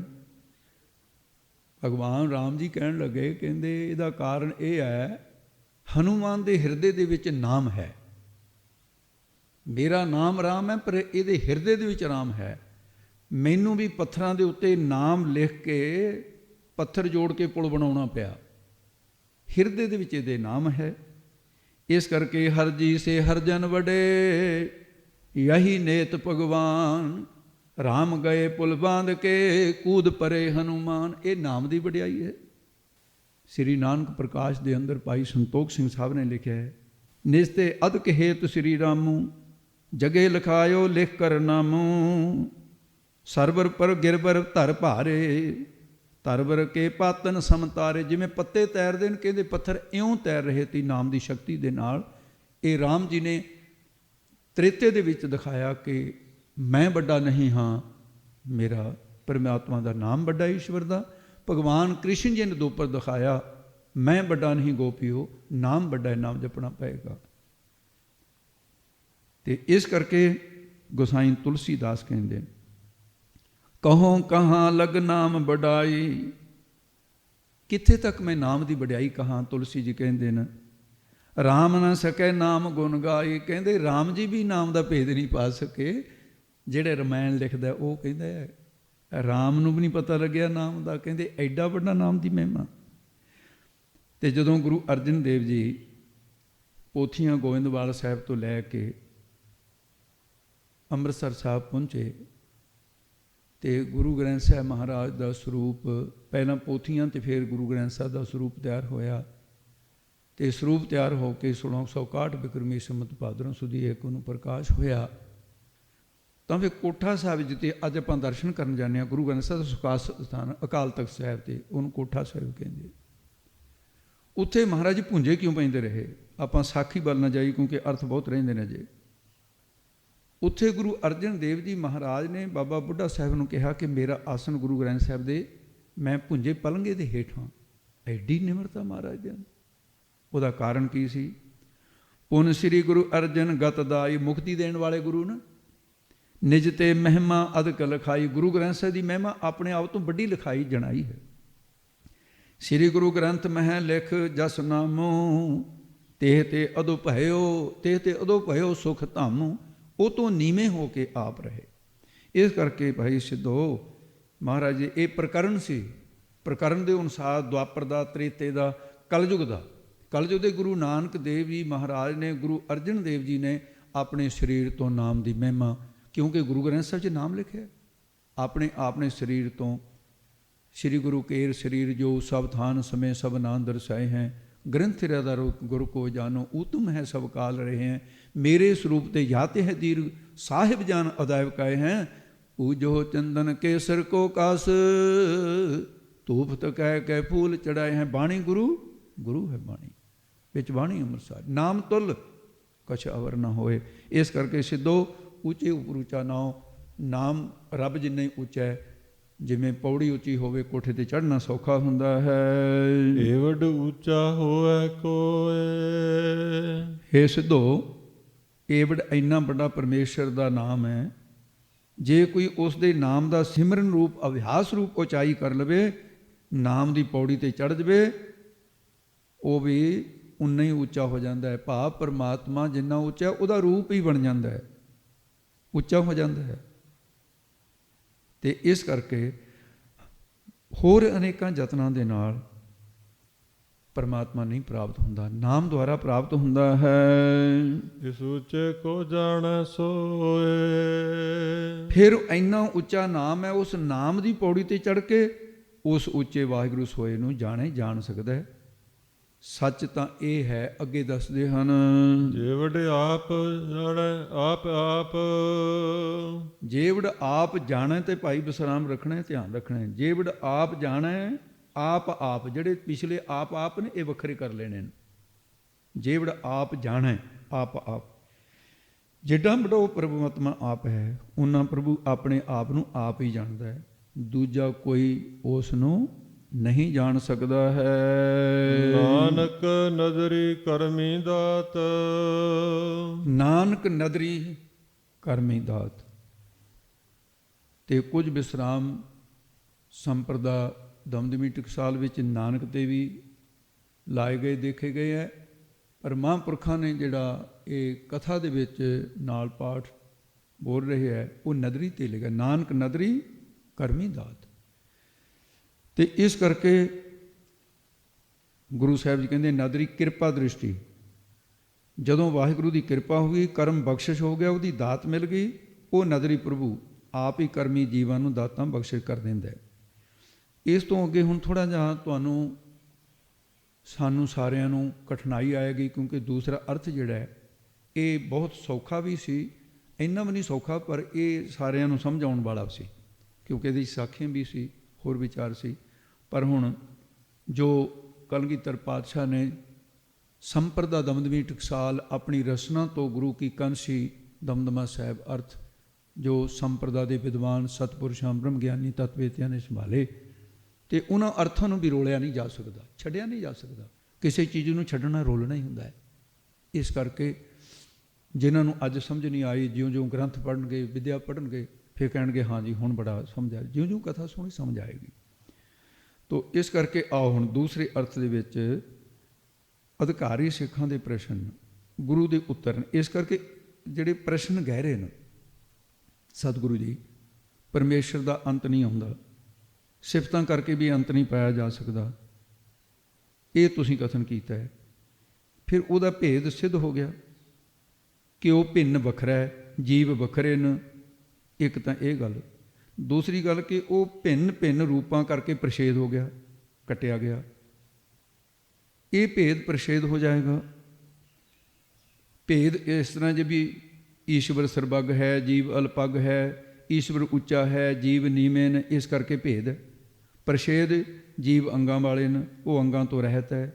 ਜੀਵ ਇੱਕ ਦੇਸ਼ੀ ਨੂੰ, ਉਹ ਸਰਵ ਵਿਆਪੀ ਹੈ। ਵੀ ਇਸ ਕਰਕੇ ਇਹ ਜਿਹੜਾ ਨਾ ਇਸ ਤਰ੍ਹਾਂ ਮਹਾਰਾਜ ਸਾਹਿਬ ਕਹਿੰਦੇ ਇਉਂ ਨਹੀਂ ਹੈ। ਉਹਦੇ ਵਿੱਚ ਕੋਈ ਭੇਦ ਜਿਹੜਾ ਤੁਸੀਂ ਕਹਿੰਦੇ ਉਹਦੇ ਵਿੱਚ ਨਾ ਕੋਈ ਭੇਦ ਹੈ, ਨਾ ਉਹਦੇ ਵਿੱਚ ਕੋਈ ਪ੍ਰਕਾਰ ਉਹਦੇ 'ਚ ਪ੍ਰਸ਼ੇਦਨ ਹੋ ਸਕਦਾ, ਕੱਟਿਆ ਨਹੀਂ ਜਾ ਸਕਦਾ। ਇੱਕ ਰਸ ਹੈ, ਇਹ ਦੁੰਦਵਾਦ ਤੋਂ ਤਾਂ ਰਹਿਤ ਹੈ। ਉਹ ਕਹਿੰਦੇ ਜੀ ਇੱਕ ਸਿਫਤ ਕਰਨ ਵਾਲਾ, ਇੱਕ ਸਿਫਤੀ, ਇਹ ਤਾਂ ਤ੍ਰਿਕੁਟੀ ਹੋ ਗਈ, ਤਿੰਨ ਨਹੀਂ ਹੋ ਗਏ ਇਹ। ਇੱਕ ਸਿਫਤ ਹੋ ਗਈ, ਇੱਕ ਸਿਫਤ ਕਰਨ ਵਾਲਾ ਹੋ ਗਿਆ, ਇੱਕ ਸਿਫਤੀ ਹੋ ਗਿਆ ਜਿਹਦੀ ਸਿਫਤ ਕੀਤੀ ਜਾਂਦੀ ਹੈ, ਤਿੰਨ ਹੋ ਗਏ। ਮਹਾਰਾਜ ਸਾਹਿਬ ਜੀ ਨੇ ਉਸ ਵੇਲੇ ਫਿਰ ਇਹ ਦੂਸਰੇ ਅਰਥ ਵਿੱਚ ਗਰੀਬ ਨਵਾਜ਼ ਫਰਮਾਨ ਕਰਦੇ ਨੇ, ਸੁਣੋ ਜੀ। ਅੰਤ ਨ ਸਿਫਤੀ ਕਹਿਣ ਨ ਅੰਤ।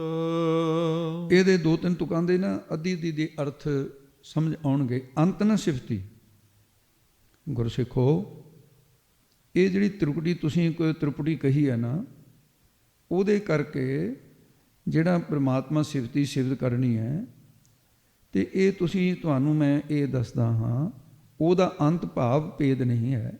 ਜੋ ਸਿਫਤੀ ਦੀ ਸਿਫਤ ਕਰਨੀ ਹੈ, ਇਹ ਤਾਂ ਹੀ ਹੋ ਸਕਦੀ ਹੈ ਜੇ ਸਿਫਤੀ ਪ੍ਰਭੂ ਦੇ ਅੰਦਰ ਸੱਤਾ, ਉਹ ਜੇ ਪ੍ਰਭੂ ਦੇ ਅੰਦਰ ਸਾਡੇ ਸੱਤਾ ਹੈ ਤਾਂ ਹੀ ਸਿਫਤੀ ਹੋਊਗੀ। ਸੱਤਾ ਤੋਂ ਬਿਨਾਂ ਦੀ ਸਿਫਤ ਨਹੀਂ ਹੋ ਸਕਦੀ। ਫਰਮਾਨ ਹੈ, ਜਿਚ ਤੇਰੀ ਜੋਤ ਤਿਚਰ ਜੋਤੀ ਵਿੱਚ ਤੂੰ ਬੋਲ ਹੈ। ਬਿਨ ਜੋਤੀ ਕੋਈ ਕਿਛ ਕਰੇ ਹੋ ਦਿਖਾ ਸਿਆਣੀ ਹੈ। ਕਰਕੇ ਦਿਖਾਓ ਜੋ ਜੋਤੀ ਨਾ ਹੋਵੇ। ਇਸ ਕਰਕੇ ਫਿਰ ਕੀ ਜੀ ਜੀਵ ਆਪ ਕੁਝ ਨਹੀਂ ਕਰ ਸਕਦਾ। ਮਹਾਰਾਜ ਕਹਿੰਦੇ ਸਭ ਦੇ ਵਿੱਚ ਪਰਮੇਸ਼ਰ ਦੀ ਜੋਤ ਹੀ ਬੋਲ ਰਹੀ ਹੈ। ਇਸ ਕਰਕੇ ਉਹ ਪ੍ਰਭੂ ਆਪ ਹੀ ਸਿਫਤੀ, ਆਪ ਹੀ ਸਿਫਤ ਕਰਨ ਵਾਲਾ, ਤੇ ਆਪ ਹੀ ਸਿਫਤ ਰੂਪ ਹੈ। ਤਿੰਨੇ ਚੀਜ਼ਾਂ ਉਹ ਆਪ ਹੀ ਨਾ, ਇਉਂ ਭੇਦ ਸਿੱਧ ਨਹੀਂ ਹੁੰਦਾ, ਹੋ ਹੀ ਨਹੀਂ ਸਕਦਾ। ਇਸ ਕਰਕੇ ਤ੍ਰਿਪੁਟੀ ਕਹਿਣਾ ਨਹੀਂ ਬਣਦਾ। ਚੇਤਨ ਦੇ ਆਸਰੇ ਸਿਫਤ ਹੋ ਸਕਦੀ ਹੈ। ਸਿਫਤ ਕਰਨ ਵਾਲਾ ਸਿਫਤੀ ਵੀ ਵੱਖਰਾ ਨਹੀਂ ਹੈ। ਸਿਫਤ ਕਰਨ ਵਾਲਾ ਉਹਦਾ ਰੂਪ ਹੀ ਬਣ ਜਾਂਦਾ ਹੈ। ਸਭ ਕੁਝ ਪਰਮੇਸ਼ਰ ਦੇ ਹੱਥ ਹੀ ਹੈ। ਜੀਵ ਆ ਕੁਛ ਨਹੀਂ ਕਰ ਸਕਦਾ। ਫਿਰ ਸਿੱਖਾਂ ਨੇ ਪ੍ਰਸ਼ਨ ਕੀਤਾ ਕਿ ਸਤਿਗੁਰੂ ਜੀ, ਇੱਕ ਕਹਿਣ ਵਾਲਾ, ਇੱਕ ਸੁਣਨ ਵਾਲਾ, ਇੱਕ ਕਥਨ ਕੀਤਾ ਵਾਕ ਬਚਨ, ਇਹ ਫਿਰ ਤਿੰਨ ਭੇਦ ਇਹ ਨਹੀਂ ਸਿੱਧ ਹੁੰਦੇ। ਮਹਾਰਾਜ ਕਹਿੰਦੇ ਨਹੀਂ, ਕਹਿਣ ਨਾ ਅੰਤ, ਵਾਕ ਕਹਿਣ ਵਾਲੇ ਪੁਰਖ ਵਿੱਚ, ਸੁਣਨ ਵਾਲੇ ਪੁਰਖ ਵਿੱਚ, ਜੋ ਵਾਕ ਬੋਲੇ ਜਾਂਦੇ ਨੇ ਉਹਨਾਂ ਵਾਕਾਂ ਵਿੱਚ ਉਹ ਪ੍ਰਭੂ ਆਪ ਹੀ ਹੈ। ਉਹਦੀ ਚੇਤਨ ਸੱਤਾ ਕੰਨਾਂ ਦੇ ਵਿੱਚ ਉਹਦਾ ਨਿਵਾਸ ਨਾ ਹੋਵੇ, ਕੰਨ ਸੁਣ ਨਹੀਂ ਸਕਦੇ। ਸਾਰਿਆਂ ਦੀ ਜ਼ੁਬਾਨ ਰਾਹੀਂ ਬਚਨ ਬੋਲਦਾ ਹੈ, ਆਪ ਹੀ ਵਾਕ ਰੂਪ ਹੈ। ਤੇ ਇਸ ਕਰਕੇ ਕਥਨ ਕੀਤਾ ਹੈ, ਕਥਤਾ ਵਗਤਾ ਸੁਣਤਾ ਸੋਏ। ਉਹ ਭਿੰਨ ਨਹੀਂ ਹੈ। ਕਥਤਾ ਵਗਤਾ ਆਪ ਹੀ ਹੈ ਪਰਮੇਸ਼ਰ, ਐਸਾ ਵਾਹਿਗੁਰੂ ਹੈ। ਤੇ ਇਸ ਕਰਕੇ ਤੁਸੀਂ ਇਸ ਝੰਜਟ ਦੇ ਵਿੱਚ ਨਾ ਪਾਓ। ਉਹ ਪਰਮੇਸ਼ਰ ਵਾਹਿਗੁਰੂ ਦਾ ਇਹ ਭੇਦ ਸਿੱਧ ਨਹੀਂ ਹੁੰਦਾ। ਉਹ ਕਿਸੇ ਪ੍ਰਕਾਰ ਛੇਦਨ ਭਿੰਨ ਭਿੰਨ ਕਰੋਗੇ, ਭਿੰਨ ਭਿੰਨ ਨਹੀਂ ਹੋ ਸਕਦਾ ਹੈ। ਸਭ ਵਚਨ ਓਂਕਾਰ ਦੇ ਵਿੱਚ ਸਮਾਏ ਹੋਏ ਨੇ। ਓਂਕਾਰ ਦੇ ਵਿੱਚੋਂ ਹੀ ਨਿਕਲੇ ਨੇ ਸਾਰੇ ਵਚਨ। ਜੋ ਅੰਦਰ ਕੁਝ ਕਥਨ ਕਰਨ ਦਾ ਫੁਰਨਾ ਉੱਠਦਾ ਹੈ, ਇਹ ਵੀ ਉਸੇ ਦੇ ਆਸਰੇ ਉੱਠਦਾ। ਜੇ ਅੰਦਰ ਸੱਤਾ ਨਾ ਹੋਵੇ ਫੁਰਨਾ ਨਹੀਂ ਉੱਠ ਸਕਦਾ। ਮੁਰਦੇ ਦਾ ਫੁਰਨਾ ਉੱਠਦਾ ਕਦੇ? ਇਹ ਕੁਝ ਕਥਨ ਕਰਨਾ, ਉਹ ਵੀ ਸਾਰਿਆਂ ਦੀ ਸਮਾਇਆ ਹੋਣ ਕਰਕੇ ਨਾ ਉਹਦਾ ਰੂਪ ਹੀ ਹੈ। ਇਹ ਉਹਦਾ ਭੇਦ ਪ੍ਰਸ਼ੇਦ ਕਰਕੇ ਉਹ ਇਹ ਤੁਹਾਡਾ ਪ੍ਰਸ਼ਨ ਗਲਤ ਹੈ। ਮਹਾਰਾਜ ਕਹਿੰਦੇ ਹੋ ਨਹੀਂ ਸਕਦਾ, ਬਣਦਾ ਨਹੀਂ ਹੈ। ਸਤਿਗੁਰੂ ਜੀ ਇੱਕ ਸੰਸਾਰ, ਇੱਕ ਉਸ ਦਾ ਕਰਨ ਵਾਲਾ, ਇਹ ਫਿਰ ਦੋ ਭੇਦ ਸਿੱਧ ਹੁੰਦੇ ਨੇ। ਪਹਿਲਾਂ ਤਿੰਨ ਕਹੇ ਸੀ, ਹੁਣ ਦੋ ਹੀ ਕਹੇ। ਕਿਤੇ ਤਿੰਨ ਕਿਤੇ ਦੋ ਪ੍ਰਸ਼ਨ ਚਾਹੇ ਸਨ। ਤੇ ਇਹਦਾ ਉੱਤਰ ਦੇਣ ਵਾਸਤੇ ਇਹ ਪ੍ਰਸ਼ਨ ਦਾ ਉੱਤਰ ਦਿੰਦੇ ਨੇ ਮਹਾਰਾਜ ਅੱਗੇ ਫਰਮਾਉਂਦੇ ਨੇ, ਅੰਤ ਨ ਕਰਣਾ ਦੇਣ ਨ ਅੰਤ। ਕਹਿੰਦੇ ਭਾਈ ਇਸੇ ਤਰ੍ਹਾਂ ਪਰਮੇਸ਼ਰ ਨੇ ਆਪਣੇ ਆਪ ਤੋਂ ਸੰਸਾਰ ਪੈਦਾ ਕਰਨੇ ਦਾ ਅਰਥ ਹੈ ਕਰਨਾ ਕੀਤਾ ਹੈ। ਇਸ ਲਈ ਉਹ ਪਰਮੇਸ਼ਰ ਸੰਸਾਰ ਤੋਂ ਭਿੰਨ ਨਹੀਂ ਹੈ, ਬਲਕਿ ਉਹਦੇ ਵਿੱਚ ਹੀ ਸਮਾਇਆ। ਸੰਸਾਰ ਰਚ ਕੇ ਵੱਖਰਾ ਨਹੀਂ ਹੋਇਆ। ਸੰਸਾਰ ਦੇ ਜਿੰਨੇ ਵੀ ਕਾਰਜ ਕਰਨ ਵਾਲੇ ਨੇ, ਘੁਮਿਆਰ ਭਾਂਡੇ ਘੜਦਾ ਹੈ ਪਰ ਹੈ ਤਾਂ ਵੱਖਰਾ, ਲੁਹਾਰ ਸ਼ਸਤਰ ਬਣਾਉਂਦਾ ਹੈ ਪਰ ਹੈ ਤਾਂ ਵੱਖਰਾ, ਮਕਾਨ ਮਿਸਤਰੀ ਬਣਾਉਂਦਾ ਹੈ ਪਰ ਆਪ ਵੱਖਰਾ ਹੈ। ਪਰ ਪਰਮਾਤਮਾ ਐਸਾ ਹੈ, ਆਪਣੇ ਕਾਰਜ ਮੈਂ ਆਪ ਸਮਾਇਆ, ਆਪ ਹੀ ਸਮਾਇਆ ਹੋਇਆ। ਜੈਸੇ ਜਲ ਤੇ ਬੁੱਧ ਬੁਦਾ ਉਪਜੈ ਬਿਨ ਸੈ ਨੀਤ, ਜਗ ਰਚਨਾ ਤੈਸੇ ਰਚੀ ਕਹੋ ਨਾਨਕ ਸੁਨ ਮੀਤ। ਇਸ ਕਰਕੇ ਮਹਾਰਾਜ ਸਾਹਿਬ ਨੇ ਇਹ ਉੱਤਰ ਦਿੱਤਾ, ਉਹ ਇਹਦੇ ਵਿੱਚ ਹੀ ਸਮਾਇਆ ਹੋਇਆ, ਭਿੰਨ ਨਹੀਂ ਹੈ। ਇਸ ਕਰਕੇ ਸੰਸਾਰ ਕਰਕੇ ਵੀ ਉਹਦਾ ਭੇਦ ਸਿੱਧ ਨਹੀਂ ਹੁੰਦਾ। ਉਹ ਪ੍ਰਭੂ ਆਪਣੀ ਜੋਤ ਕਰਕੇ ਸੰਸਾਰ ਰੂਪੀ ਕਾਰਜ ਦੀ ਸਮਾਇਆ ਹੋਇਆ। ਤੇ ਫਿਰ ਪ੍ਰਸ਼ਨ ਕੀਤਾ ਸਤਿਗੁਰੂ ਜੀ, ਇੱਕ ਕਰਤਵ ਹੋਇਆ, ਇੱਕ ਕਰਤਵ ਕਰਨ ਵਾਲਾ ਜੀਵ ਹੋਇਆ, ਇਉਂ ਇਹ ਭੇਦ ਨਹੀਂ ਸਿੱਧ ਹੁੰਦਾ? ਮਾਰੇ ਕਹਿੰਦੇ ਨਹੀਂ, ਅੱਗੇ ਦੱਸ ਦੇਣ, ਅੰਤ ਨਾ ਕਰਨਾ ਹੈ, ਅੰਤ ਨਾ ਕਰਨਾ ਹੈ। ਹੇ ਗੁਰਸਿੱਖੋ, ਕੋਈ ਵੀ ਕਰਤਵ ਉਹਦੀ ਚੇਤਨ ਸੱਤਾ ਤੋਂ ਬਿਨਾਂ ਨਹੀਂ ਹੋ ਸਕਦਾ। ਉਹਦੀ ਚੇਤਨ ਸੱਤਾ ਤੋਂ ਬਿਨਾਂ ਮੁਰਦਾ ਸਰੀਰ ਹੈ, ਕਾਲ ਮਾਇਆ ਜੜ ਰੂਪ ਹੈ, ਕੁਝ ਨਹੀਂ ਕਰ ਸਕਦਾ। ਇਸ ਲਈ ਬ੍ਰਹਮ ਦੀ ਚੇਤਨ ਸੱਤਾ ਨਾਲ ਹੀ ਸਾਰੇ ਕਰਤਵ ਹੁੰਦੇ ਨੇ, ਇਉਂ ਭੇਦ ਸਿੱਧ ਨਹੀਂ ਹੋ ਸਕਦਾ। ਫਿਰ ਸਿੱਖਾਂ ਨੇ ਪ੍ਰਸ਼ਨ ਕੀਤਾ, ਇੱਕ ਦਾਤਾਂ ਦੇਣ ਵਾਲਾ, ਇੱਕ ਦਾਤਾਂ ਲੈਣ ਵਾਲਾ ਮੰਗਤਾ, ਇੱਕ ਦਾਤਾਂ, ਇਹ ਤਿੰਨ ਚੀਜ਼ਾਂ ਨਹੀਂ ਹੋਈਆਂ? ਮਹਾਰਾਜ ਉੱਤਰ ਦਿੰਦੇ ਹਨ, ਦੇਣ ਨ ਅੰਤ। ਮਹਾਰਾਜ ਸਾਹਿਬ ਕਹਿੰਦੇ, ਹੈ ਗੁਰਸਿੱਖੋ, ਦਾਤਾਂ ਦੇਣ ਵਾਲਾ, ਦਾਤਾ ਲੈਣ ਵਾਲਾ ਅਤੇ ਦਾਤਾ ਰੂਪ ਇਹ ਆਪ ਹੀ ਹੈ। ਤੂੰ ਆਪੇ ਦਾਤਾ ਆਪੇ ਭੁਗਤਾ ਜੀ, ਉਹ ਆਪ ਹੀ ਹੈ। ਇਹ ਉਹਦੇ ਚੋਜ ਹਨ। ਉਹ ਕਿਤੇ ਆਪ ਪ੍ਰਬੁੱਧ ਚੇਤਨ ਹੋ ਕੇ ਭਿਖਾਰੀ ਬਣਿਆ ਫਿਰਦਾ ਹੈ, ਤੇ ਕਿਤੇ ਪ੍ਰਬੁੱਧ ਚੇਤਨ ਹੋ ਕੇ ਦਾਤਾ ਰੂਪ ਸਤਿਗੁਰੂ ਬਣਿਆ ਹੋਇਆ ਹੈ। ਇਉਂ ਦੋਵੇਂ ਪਾਸੇ ਆਪ ਹੀ ਹੈ। ਆਪੇ ਹਰ ਇੱਕ ਰੰਗ ਹੈ, ਆਪੇ ਬਹੁ ਰੰਗੀ, ਅੰਤ ਫਰਕ ਭੇਦ ਸਿੱਧ ਨਹੀਂ ਹੋ ਸਕਦਾ। ਫਿਰ ਉਹਨਾਂ ਨੇ ਪ੍ਰਸ਼ਨ ਕੀਤਾ, ਤੇ ਇੱਕ ਵੇਖਣ ਵਾਲਾ ਦ੍ਰਿਸ਼ਟੀ, ਆ ਜਿਹੜੀ ਦੇਖਣ ਵਾਲੀ ਦ੍ਰਿਸ਼ਟੀ, ਇੱਕ ਦਿਸਣ ਵਾਲੀ ਵਸਤੂ, ਇਹ ਦੋ ਭੇਦ ਨਹੀਂ ਸਿੱਧ ਹੁੰਦੇ? ਮਾਰੇ ਕਹਿੰਦੇ ਗੁਰਸਿੱਖੋ, ਦੇਖਣ ਵਾਲੀ ਦ੍ਰਿਸ਼ਟੀ ਤੇ ਦਿਸਣ ਵਾਲੀ ਵਸਤੂ, ਇਹਦੇ ਕਰਕੇ ਭੇਦ ਸਿੱਧ ਨਹੀਂ ਹੁੰਦਾ, ਕਿਉਂਕਿ ਦ੍ਰਿਸ਼ਟਾ ਦੇ ਦ੍ਰਿਸ਼ ਇੱਕੋ ਹੀ ਰੂਪ ਹੁੰਦੇ ਨੇ। ਸ਼ੀਸ਼ੇ ਵਿੱਚ ਨੇਤਰ ਆਪਣੇ ਪ੍ਰਤੀਬਿੰਬ ਨੂੰ ਦੇਖ ਰਹੇ ਨੇ, ਉਹ ਬਿੰਬੀ ਰੂਪ ਨੂੰ ਆਪਣਾ ਸਰੂਪ ਕਰਕੇ ਵੇਖਦੇ ਨੇ। ਤਤਵੇ ਤੇ ਮਹਾਂਪੁਰਸ਼ ਅੰਤਕਰ ਰੂਪੀ ਸ਼ੀਸ਼ੇ ਦੇ ਵਿੱਚ ਬੈਰਾਗ ਦਾ ਮਸਾਲਾ ਲਾ ਕੇ ਤਿੰਨਾਂ ਗੁਣਾਂ ਦੀਆਂ ਤ੍ਰਿੜਾਂ, ਬਾਸ਼ਨਾਮਾਂ ਦੇ ਜਿਹੜੇ ਧੱਬੇ ਲੱਗੇ ਹੋਏ ਉਹਨਾਂ ਨੂੰ ਮੇਟ ਕੇ ਆਪਣੇ ਪ੍ਰਤੀਬਿੰਬ ਬ੍ਰਹਮ ਰੂਪ ਨੂੰ ਦੇਖ ਲੈਂਦੇ ਨੇ, ਬਿੰਬੀ ਰੂਪ ਬ੍ਰਹਮ ਨੂੰ ਦੇਖ ਲੈਂਦੇ ਨੇ। ਜੈਸੇ ਦਰਪਣ ਮਹਿ ਬਦਨ ਪਰਵਾਨੀ, ਜਾਂ ਫਿਰ ਭੋਪ ਮਦ ਜੂੰ ਬਾਸ ਬਸਤ ਹੈ, ਮੁਕਰ ਮੈਂ ਜੈਸੇ ਸ਼ਾਈ, ਪਾਨੀ ਮਹਿ ਦੇਖ ਮੁਖ ਜੈਸਾ, ਨਾਮੇ ਕੋ ਸੁਆਮੀ ਬੀਠਲ ਐਸਾ। ਉਹ ਪਰਮੇਸ਼ਰ ਵਾਹਿਗੁਰੂ ਹੈ। ਜਿਵੇਂ ਪਾਣੀ ਵਿੱਚ ਚਿਹਰਾ ਦੇਖੀਦਾ ਹੈ, ਹੁਣ ਪਾਣੀ ਵਿੱਚ ਚਿਹਰਾ ਦਿਸਦਾ ਹੈ, ਪਾਣੀ ਗਿੱਲਾ ਹੈ, ਚਿਹਰਾ ਤਾਂ ਨਹੀਂ ਗਿੱਲਾ ਹੁੰਦਾ। ਤੇ ਇਸੇ ਤਰ੍ਹਾਂ ਚਿਹਰਾ ਗਿੱਲਾ ਨਹੀਂ ਹੁੰਦਾ, ਪਾਣੀ ਵਿੱਚ ਗਿੱਲ ਹੈ, ਸੰਸਾਰੀ ਕਿਰਿਆ ਗਿੱਲੀ ਹੈ, ਉਹ ਬ੍ਰਹਮ ਇਹਦੇ ਵਿੱਚ ਰਹਿੰਦਾ ਹੋਇਆ ਨਾ ਨਿਰਲੇਪ ਹੈ। ਇਉਂ ਪ੍ਰਤੀਬਿੰਬ ਪੁਣੇ ਦਾ ਨਾਸ਼ ਕਰਕੇ ਆਪਣੇ ਸਰੂਪ ਨੂੰ ਵੇਖ ਲਈਦਾ। ਇਸ ਕਰਕੇ ਭੇਦ ਸਿੱਧ ਨਹੀਂ ਹੁੰਦਾ। ਫਿਰ ਪ੍ਰਸ਼ਨ ਕੀਤਾ, ਜੀ ਇੱਕ ਕਹਿਣ ਵਾਲੀ ਚੀਜ਼ ਹੋ ਗਈ, ਇੱਕ ਸੁਣਨ ਵਾਲੀ ਚੀਜ਼ ਹੋ ਗਈ, ਇਹ ਭੇਦ ਨਹੀਂ ਸਿੱਧ ਹੁੰਦਾ? ਮਹਾਰਾਜ ਸਾਹਿਬ ਜੀ ਕਹਿੰਦੇ, ਸੁਣਨ ਅੰਤ ਨਾ ਵੇਖਣ, ਸੁਣਨ ਨਾ ਅੰਤ। ਤੇ ਸੁਣਨ ਨਾ ਅੰਤ, ਸੁਣਨ ਕਰਕੇ ਵੀ ਭੇਦ ਸਿੱਧ ਨਹੀਂ ਹੁੰਦਾ, ਕਿਉਂਕਿ ਆਪ ਹੀ ਸੁਣਦਾ ਤੇ ਆਪ ਹੀ ਕਥਨ ਕਰਦਾ। ਕਤ ਦਾ ਵਕਤਾ ਸੁਰਤਾ ਸੋਈ ਸੁਣ। ਸੁਣਨ ਵਾਲੇ ਵਿੱਚ ਭੇਦ ਸਿੱਧ ਹੁੰਦਾ ਨਹੀਂ, ਦੂਸਰੇ ਬੋਲੇ ਤੋਂ ਗਿਆਨ। ਤੇ ਇਸ ਕਰਕੇ ਨਾ ਦੂਸਰੇ ਦੇ ਬੋਲੇ ਗਿਆਨ ਕਿਵੇਂ ਹੋਵੇ, ਇੱਕ ਪਰਮਾਤਮਾ ਤੋਂ ਬਿਨਾਂ ਇਹ ਕੁਛ ਵੀ ਨਹੀਂ ਹੋ ਰਿਹਾ। ਇਸ ਕਰਕੇ ਭੇਦ ਸਿੱਧ ਨਹੀਂ ਹੋ ਸਕਦਾ।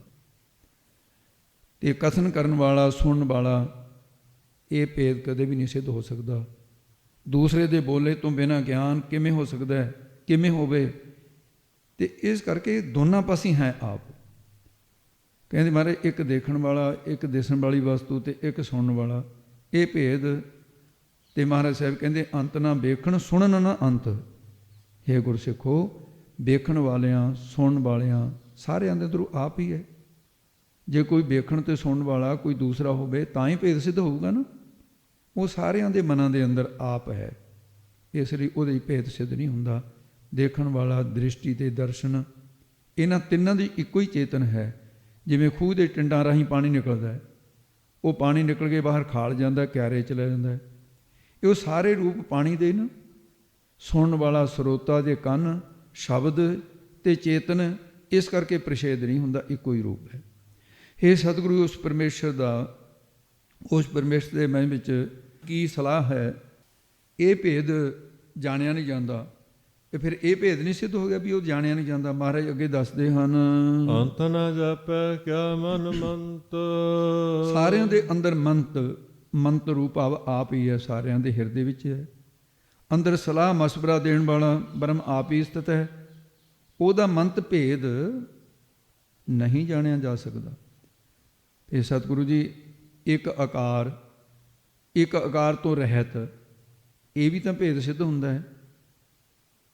ਤੇ ਮਹਾਰਾਜ ਸਾਹਿਬ ਜੀ ਅੱਗੇ ਕਥਨ ਕਰਦੇ ਨੇ, ਅੰਤ ਨ ਜਾਪੈ ਕੀਤਾ ਆਕਾਰ। ਜਿਹੜਾ ਕੀਤਾ ਹੋਇਆ ਆਕਾਰ, ਇਹ ਉਸੇ ਨਹੀਂ ਰਚਨਾ ਕੀਤਾ ਹੋਇਆ, ਤੇ ਆਪ ਹੀ ਆਪਣੀ ਰਚਨਾ ਰਚੀ ਹੋਈ ਹੈ, ਆਪ ਹੀ ਜਾਣਦਾ ਹੈ। ਇਸ ਲਈ ਅੰਤ ਭੇਦ ਸਿੱਧ ਨਹੀਂ ਹੋ ਸਕਦਾ। ਪ੍ਰਸ਼ਨ ਕੀਤਾ ਸਤਿਗੁਰੂ ਜੀ, ਫਿਰ ਉਸ ਦਾ ਉਰਾਰ ਪਾਰ ਲੋਕ ਪਰਲੋਕ ਨਹੀਂ ਸਿੱਧ ਹੋ ਜਾਂਦਾ? ਇਹ ਕਿਰਪਾ ਕਰਕੇ ਦੱਸੋ। ਤੇ ਮਹਾਰਾਜ ਸਾਹਿਬ ਜੀ ਨੇ ਉੱਤਰ ਦਿੱਤਾ, ਅੰਤ ਨ ਜਾਪੈ ਪਾਰਾਵਾਰ। ਹੇ ਗੁਰਸਿੱਖੋ, ਪਾਰ ਉਰਾਰ ਇਹ ਲੋਕ ਪਰਲੋਕ ਤੇ ਉਹ ਆਪ ਹੀ ਜਾਪੇ ਜਾਣਦਾ ਹੈ। ਇਸ ਕਰਕੇ ਵੀ ਭੇਦ ਪ੍ਰਛੇਦ ਸਿੱਧ ਨਹੀਂ ਹੋ ਸਕਦਾ ਹੈ। ਤੇ ਉਹਦੇ ਅੰਤ ਵਾਸਤੇ ਬਥੇਰੇ ਲੋਕ ਤਰਲੇ ਮਾਰਦੇ ਨੇ। ਅੰਤ ਕਾਰਣ ਕਿਤੇ ਬਿਲ ਲਾਹੇ। ਭੇਦ ਪਾਉਣ ਵਾਸਤੇ, ਉਹਨੂੰ ਸਿੱਧ ਕਰਨ ਵਾਸਤੇ ਨਿਆਏ ਸ਼ਾਸਤਰ ਵਾਲੇ ਭੇਦਵਾਦੀ ਜੁਗਤੀਆਂ ਦੁਆਰਾ ਬਥੇਰਾ ਬਿਲ ਲਾਏ, ਬਿਰਲਾਪ ਹੀ ਕਰਦੇ ਨੇ ਜੇ ਜਾਣਨਾ ਚਾਹੁੰਦੇ ਨੇ। ਤੇ ਉਹ ਜੀਵ ਈਸ਼ ਦੀ ਏਕਤਾ ਨਹੀਂ ਕਰ ਸਕਦੇ। ਬ੍ਰਹਮ ਸਰਬਗ ਹੋਣ ਕਰਕੇ ਵੱਖਰਾ ਹੈ, ਜੀਵ ਅਲਪਗ ਵੱਖਰਾ, ਐਂ ਭੇਦ ਸਿੱਧ ਕਰਦੇ ਨੇ ਉਹ ਨਿਆਏ ਸ਼ਾਸਤਰ ਵਾਲੇ ਜਾਂ ਸਾਂਖ ਸ਼ਾਸਤਰ ਵਾਲੇ। ਤੇ ਪਰ ਉਸ ਵਾਹਿਗੁਰੂ ਦਾ ਭੇਦ ਨਹੀਂ ਪਾਇਆ ਜਾ ਸਕਦਾ। ਉਹ ਕੈਸਾ ਹੈ? ਤਾਂ ਕਿ ਅੰਤ ਨ ਪਾਏ ਜਾਹੇ। ਉਹਦਾ ਅੰਤ, ਉਸ ਪਰਮੇਸ਼ਰ ਦੇ ਵਿੱਚ ਕਿਸੇ ਤਰ੍ਹਾਂ ਦਾ ਵੀ ਅੰਤ ਭੇਦ ਨਹੀਂ ਪਾਇਆ ਜਾ ਸਕਦਾ। ਜਿਸ ਬ੍ਰਹਮ ਬੇਤੇ ਨੂੰ ਹਿਰਦੇ ਦੇ ਅੰਦਰ ਬ੍ਰਹਮ ਗਿਆਨ ਕਰਕੇ ਸਰੂਪ ਦੀ ਸਿਖਿਆਤਾ ਹੋ ਗਈ, ਉਹਦੇ ਹਿਰਦੇ ਅੰਦਰ ਉਹ ਨਿਆਏ ਮਤ ਵਾਲੇ ਭੇਦ ਪ੍ਰਛੇਦ ਨਹੀਂ ਪਾ ਸਕਦੇ। ਉਹ ਪਰਤਕ ਜੋਤ ਵਾਹਿਗੁਰੂ ਦੀ ਅਦਵੈਤ ਸਰੂਪੀ ਜੋਤ ਦੇ ਅੰਦਰ ਮਿਲ ਗਈ ਹੈ। ਪਰਤਕ ਜੋਤ ਉਹਨੂੰ ਕਹਿੰਦੇ ਨੇ ਜਿਹੜੀ ਵੱਖਰੇ ਵੱਖਰੇ ਸਰੀਰਾਂ ਦੇ ਵਿੱਚ ਹੈ, ਉਹਦੀ ਸੱਤਾ ਇਹਨੂੰ ਪਰਤਕ ਜੋਤ ਕਹਿੰਦੇ ਨੇ। ਅਦਵੈਤ ਜੋਤ ਉਹ ਆਪ ਹੈ, ਉਹਦੇ ਵਿੱਚ ਭੇਦ ਹੋ ਜਾਂਦੇ ਹਨ। ਇਹੋ ਅੰਤ ਨਾ ਜਾਣੈ ਕੋਏ। ਇਸ ਜੀਵ ਦੇ ਅੰਦਰ ਭੇਦ ਰੂਪੀ ਬਲਕਿ ਇੱਕੋ ਹੀ ਰੂਪ ਹੈ, ਭੇਦ ਰੂਪ ਨਹੀਂ ਹੈ, ਇੱਕ ਰੂਪ ਹੈ, ਅਖੰਡ ਰੂਪ ਹੈ। ਇਹ ਜੀਵ ਦੇ ਅੰਦਰ ਕੋਈ ਭੇਦ ਸਿੱਧ ਨਹੀਂ ਹੁੰਦਾ। ਇਹੋ ਹੀ ਸਾਰਿਆਂ ਦਾ ਸਾਖੀ ਰੂਪ ਹੈ। ਇਸ ਲਈ ਜੀਵ ਆਤਮਾ ਸਾਰਿਆਂ ਦੇ ਅੰਦਰ ਹੀ, ਜਾਣਨ ਵਾਲੇ ਈਸ਼ਵਰ ਦੇ ਅੰਦਰ ਕੋਈ ਭੇਦ ਨਹੀਂ ਜਾਣੀਦਾ। ਦੋਨਾਂ ਦੇ ਅੰਦਰ ਚੇਤਨ ਬ੍ਰਹਮ ਇੱਕੋ ਹੀ ਹੈ, ਸਾਰਿਆਂ ਦਾ ਸਾਖੀ ਰੂਪ ਹੈ, ਇਹੋ ਸਾਰਿਆਂ ਦਾ ਆਤਮਾ ਰੂਪ ਹੈ। ਇਸ ਕਰਕੇ ਉਹਦੇ 'ਚ ਭੇਦ ਸਿੱਧ ਕਰਨਾ ਕੋਈ ਨਹੀਂ ਜਾਣਦਾ ਹੈ। ਬਹੁਤਾ ਕਹੀਏ ਬਹੁਤਾ ਹੋਏ। ਜਿੰਨਾ ਬਹੁਤਾ ਬੇਅੰਤ ਕਰਕੇ ਗਿਆਨ ਤਾਂ ਹੀ ਕਹੀਏ, ਕਥਨ ਕਰੀਏ, ਉਨਾ ਹੀ ਬਹੁਤਾ ਸਰੂਪ ਦੀ ਸਿਖਿਆਤਾ ਰੂਪੀ ਫਲ ਪ੍ਰਾਪਤ ਹੋ ਜਾਂਦਾ ਹੁੰਦਾ ਹੈ। ਬ੍ਰਹਮ ਬੇਤੇ ਉਸ ਜਸ ਨੂੰ ਬਹੁਲਤਾ ਕਰਕੇ ਕਥਨ ਕਰਦੇ ਨੇ। ਇਸ ਕਰਕੇ ਵੀ ਵਿਆਪਕ ਸਰੂਪ ਵਿੱਚ ਮਿਲ ਕੇ ਬਹੁਲਤਾ ਰੂਪੀ ਹੋ ਜਾਂਦੇ ਹਨ। ਵੱਡਾ ਸਾਹਿਬ ਊਚਾ ਥਾਓ। ਮਾਰੇ ਕਹਿੰਦੇ ਹੈ ਗੁਰਸਿੱਖੋ, ਜੋ ਤ੍ਰੈ ਕਾਲ ਆਵਾਜ਼ ਸਰੂਪ ਪਰਮੇਸ਼ਰ ਵੱਡਾ ਹੈ ਨਾ, ਮਾਇਆ ਸਬਲ ਹੋਣ ਕਰਕੇ ਸਭ ਦਾ ਸਾਹਿਬ ਮਾਲਕ ਹੈ। ਜਿਸ ਦਾ ਤੁਰਿਆ ਪਦ ਰੂਪੀ ਉੱਚਾ ਸ੍ਰੇਸ਼ਟ ਉੱਤਮ ਥਾਉ ਕੀ ਥਾਂ ਹੈ। ਉੱਚੇ ਉੱਪਰ ਊਚਾ ਨਾਓ। ਕਹਿੰਦੇ ਉਸ ਉੱਚੇ ਉੱਪਰ ਪਹੁੰਚਣ ਵਾਸਤੇ ਬੋਧਕ ਭਾਵ ਸੰਬੰਧ ਹੋਣ ਕਰਕੇ ਉਹਦਾ ਸਤ ਸਰੂਪ ਦੀ ਸਿਖਿਆਤਾ ਵਾਲਾ ਮਹਾਵਾਕ, ਸਤਨਾਮ ਸਰੂਪ ਲਖਣਾ ਵਾਲਾ ਨਾਮ ਹੋਰ ਸਾਧਨ ਨਾਲੋਂ ਉੱਚਾ ਹੈ। ਈਵੜ ਉੱਚਾ ਹੋਏ ਕੋਏ। ਹੇ ਗੁਰਸਿੱਖੋ, ਤਿੰਨਾਂ ਕਾਰਨਾਂ ਸੂਖਮ ਅਸਥੂਲ, ਇਹ ਜਿਹੜੇ ਤਿੰਨ ਨੇ ਕਾਰਨ ਸੂਖਮ ਅਸਥੂਲ, ਇਹ ਦੇਹਾਂ ਦੀ ਹੰਗਤਾ ਮੇਟ ਕੇ ਇਹ ਐਡੇ ਵੱਡੇ ਉੱਚਾ ਪਰਮੇਸ਼ਰ ਅੰਮ੍ਰਿਤ ਨਾਮ ਬਿਰਤੀ ਨੂੰ ਜੋੜ ਕਰਕੇ ਜੇ ਕੋਈ ਤੁਰਿਆ ਪਦ, ਤੁਰਿਆ ਅਤੀਤ ਅਵਸਥਾ ਵਾਲਾ ਹੋ ਜਾਵੇ, ਇਸ ਉੱਚੇ ਕੋ ਜਾਣੈ ਸੋਏ। ਤੇ ਸੋਏ ਉਹ ਪੁਰਖ ਤਿਸ ਉਸ ਉੱਚੇ ਸ੍ਰੇਸ਼ਟ ਬ੍ਰਹਮ ਪਰਮਾਤਮਾ ਆਤਮ ਸਰੂਪ ਹੋਣ ਕਰਕੇ ਜਾਣ ਲੈਂਦਾ ਹੈ। ਜੇਵੜ ਆਪ ਜਾਣੈ ਆਪ ਆਪ। ਜੇਵੜ ਜਿੱਡਾ ਵੱਡਾ ਪਰਮੇਸ਼ਰ ਦਾ ਆਪਣਾ ਆਪ ਸਰੂਪ ਹੈ। ਉਸ ਨੂੰ ਗੁਰੂ ਉਪਦੇਸ਼ ਦੁਆਰਾ ਜਾਣੇ, ਜਾਣਨਾ ਕਰੇ। ਆਪ ਆਪਣੇ ਅੰਤਸਕਰਨ ਦੇ ਅੰਦਰ ਗਿਆਨ ਦੁਆਰਾ ਸਮਝੇ ਕਿ ਆਪ ਹੀ ਤੂੰ ਪਦ ਦਾ ਲਖ ਅਰਥ ਰੂਪ ਹੈ, ਆਪ ਹੀ ਤਤ ਪਦ ਦਾ ਲਖ ਰੂਪ ਹੈ। ਐਸਾ ਪਰਮੇਸ਼ਰ ਹੈ। ਨਾਨਕ ਨਦਰੀ ਕਰਮੀ ਦਾਤ। ਸਤਿਗੁਰੂ ਜੀ ਨੇ ਕਥਨ ਕੀਤਾ। ਇਸ ਤਰ੍ਹਾਂ ਬ੍ਰਹਮ ਬੇਤਾ ਗੁਰਾਂ ਦੀ ਕਿਰਪਾ ਨਦਰੀ ਦ੍ਰਿਸ਼ਟੀ ਦੁਆਰਾ, ਨਾਨਕ ਨਦਰੀ ਨਦਰ ਨਿਹਾਲ ਕਿਰਪਾ ਦ੍ਰਿਸ਼ਟੀ ਜਿਹੜੀ ਹੈ, ਬ੍ਰਹਮ ਗਿਆਨ ਦੀ ਪ੍ਰਾਪਤੀ ਕਰਕੇ ਤੇ ਫਿਰ ਨਿਸ਼ਕਾਮੀ ਜਿਹੜੇ ਅਧਿਕਾਰੀਆਂ ਨੂੰ, ਜਿਹੜੇ ਕਾਮਨਾ ਤੋਂ ਰਹਿਤ ਹੋ ਗਏ, ਉਹਨਾਂ ਨੂੰ ਅਧਿਕਾਰੀ ਨੂੰ ਬ੍ਰਹਮ ਵਿਦਿਆ ਦੀ ਦਾਤ ਦਿੰਦਾ ਹੈ, ਜਿਸ ਕਰਕੇ ਉਹ ਵੀ ਸਰੂਪ ਦੀ ਸਿਖਿਆਤਾ ਵਾਲੇ ਹੋ ਜਾਂਦੇ ਨੇ। ਇਹ 24ਵੀਂ ਪੌੜੀ ਸੀ। ਇਹ ਪੌੜੀ ਦਾ ਮੁੱਖ ਭਾਗ ਜਿਹੜਾ ਸੀ, ਇਹਦਾ ਸਿਧਾਂਤ ਕੀ ਸੀ, ਪੌੜੀ ਦੇ ਵਿੱਚ ਨਿਚੋੜ ਕੀ ਸੀ, ਸਾਰਾ ਮੁੱਖ ਭਾਵੇ ਜੋ ਸਿਫਤੀ ਰੂਪ ਪਰਮਾਤਮਾ ਹੈ, ਉਹਦੀਆਂ ਸਿਫਤਾਂ ਦਾ ਅੰਤ, ਸਿਫਤਾਂ ਕਰਨ ਵਾਲਿਆਂ ਦਾ ਵੀ ਕਦੀ ਅੰਤ ਨਹੀਂ ਆ ਸਕਦਾ, ਸਿਫਤਾਂ ਦਾ ਅੰਤ ਨਹੀਂ ਹੁੰਦਾ। ਉਹਦੇ ਕਰਤੱਵ ਨੇ ਜਿਹੜੇ, ਉਹਨਾਂ ਦੇ ਦਿੱਤੀਆਂ ਦਾਤਾਂ, ਕਰਤਬਾਂ ਦਾ, ਉਹਦੀਆਂ ਦਾਤਾਂ ਦਾ ਇਹ ਅੰਤ ਨਹੀਂ ਆ ਸਕਦਾ। ਵੇਖਣ ਵਾਲੇ, ਸੁਣਨ ਵਾਲਿਆਂ ਦਾ ਵੀ ਅੰਤ ਨਹੀਂ ਹੈ। ਉਹ ਪਰਮਾਤਮਾ ਕਹਿਣ ਸੁਣਨ ਵਾਲਿਆਂ ਤੋਂ ਬੇਅੰਤ ਹੈ। ਉਹਦੇ ਮਨ 'ਚ ਮੰਤ ਸਲਾਹ ਕੈਸੀ ਹੈ, ਉਹਨੂੰ ਕੋਈ ਨਹੀਂ ਜਾਣ ਸਕਦਾ। ਉਹਦੇ ਕੀਤੇ ਹੋਏ ਆਕਾਰ ਦਾ ਵੀ ਅੰਤ ਨਹੀਂ ਹੈ। ਉਹ ਪ੍ਰਕਿਰਤੀ ਦੇ ਪਾਰਾਵਾਰ ਤੋਂ ਪਰੇ ਹੈ ਤੇ ਅੰਤ ਨਹੀਂ ਜਾਣਿਆ ਜਾ ਸਕਦਾ। ਉਹਦਾ ਅੰਤ ਲੈਣ ਲਈ ਕਿੰਨੇ ਹੀ ਬਰਲਾਪ ਕਰਦੇ ਨੇ, ਤਰਲੇ ਮਾਰਦੇ ਨੇ, ਕਿਸੇ ਪਾਸੋਂ ਅੰਤ ਨਹੀਂ ਪਾਇਆ ਜਾ ਸਕਦਾ। ਜਿੰਨਾ ਉਸ ਨੂੰ ਬਹੁਤ ਕਿਹਾ ਜਾਵੇ ਉਨਾ ਹੀ ਉਹ ਬੇਅੰਤ ਹੈ। ਉਹ ਵਾਹਿਗੁਰੂ ਵੱਡਾ ਸਾਹਿਬ ਹੈ। ਉਸ ਦਾ ਸਰੂਪ ਥਾਂ ਵੱਡਾ ਉੱਚਾ ਹੈ। ਉਸ ਉੱਚੇ ਸੱਚਖੰਡ ਸਰੂਪ ਪਹੁੰਚਣ ਵਾਸਤੇ ਉਹਦਾ ਨਾਮ ਹੀ ਉਤਨਾ ਉੱਚਾ ਹੈ। ਜਿਨ੍ਹਾਂ ਨੇ ਨਾਮ ਦੀ ਓਟ ਲਈ ਹੈ, ਉਹਨਾਂ ਨੂੰ ਵਾਹਿਗੁਰੂ ਦੀ ਪ੍ਰਾਪਤੀ ਹੋ ਗਈ ਹੈ। ਹੰਗਤਾ ਨੂੰ ਮੇਟ ਕੇ ਐਡਾ ਵੱਡਾ ਉੱਚਾ ਹੋਵੇ ਤਾਂ ਉਹ ਵੀ ਉੱਚੇ ਵਾਹਿਗੁਰੂ ਦਾ ਸਰੂਪ ਹੋ ਜਾਂਦਾ ਹੈ।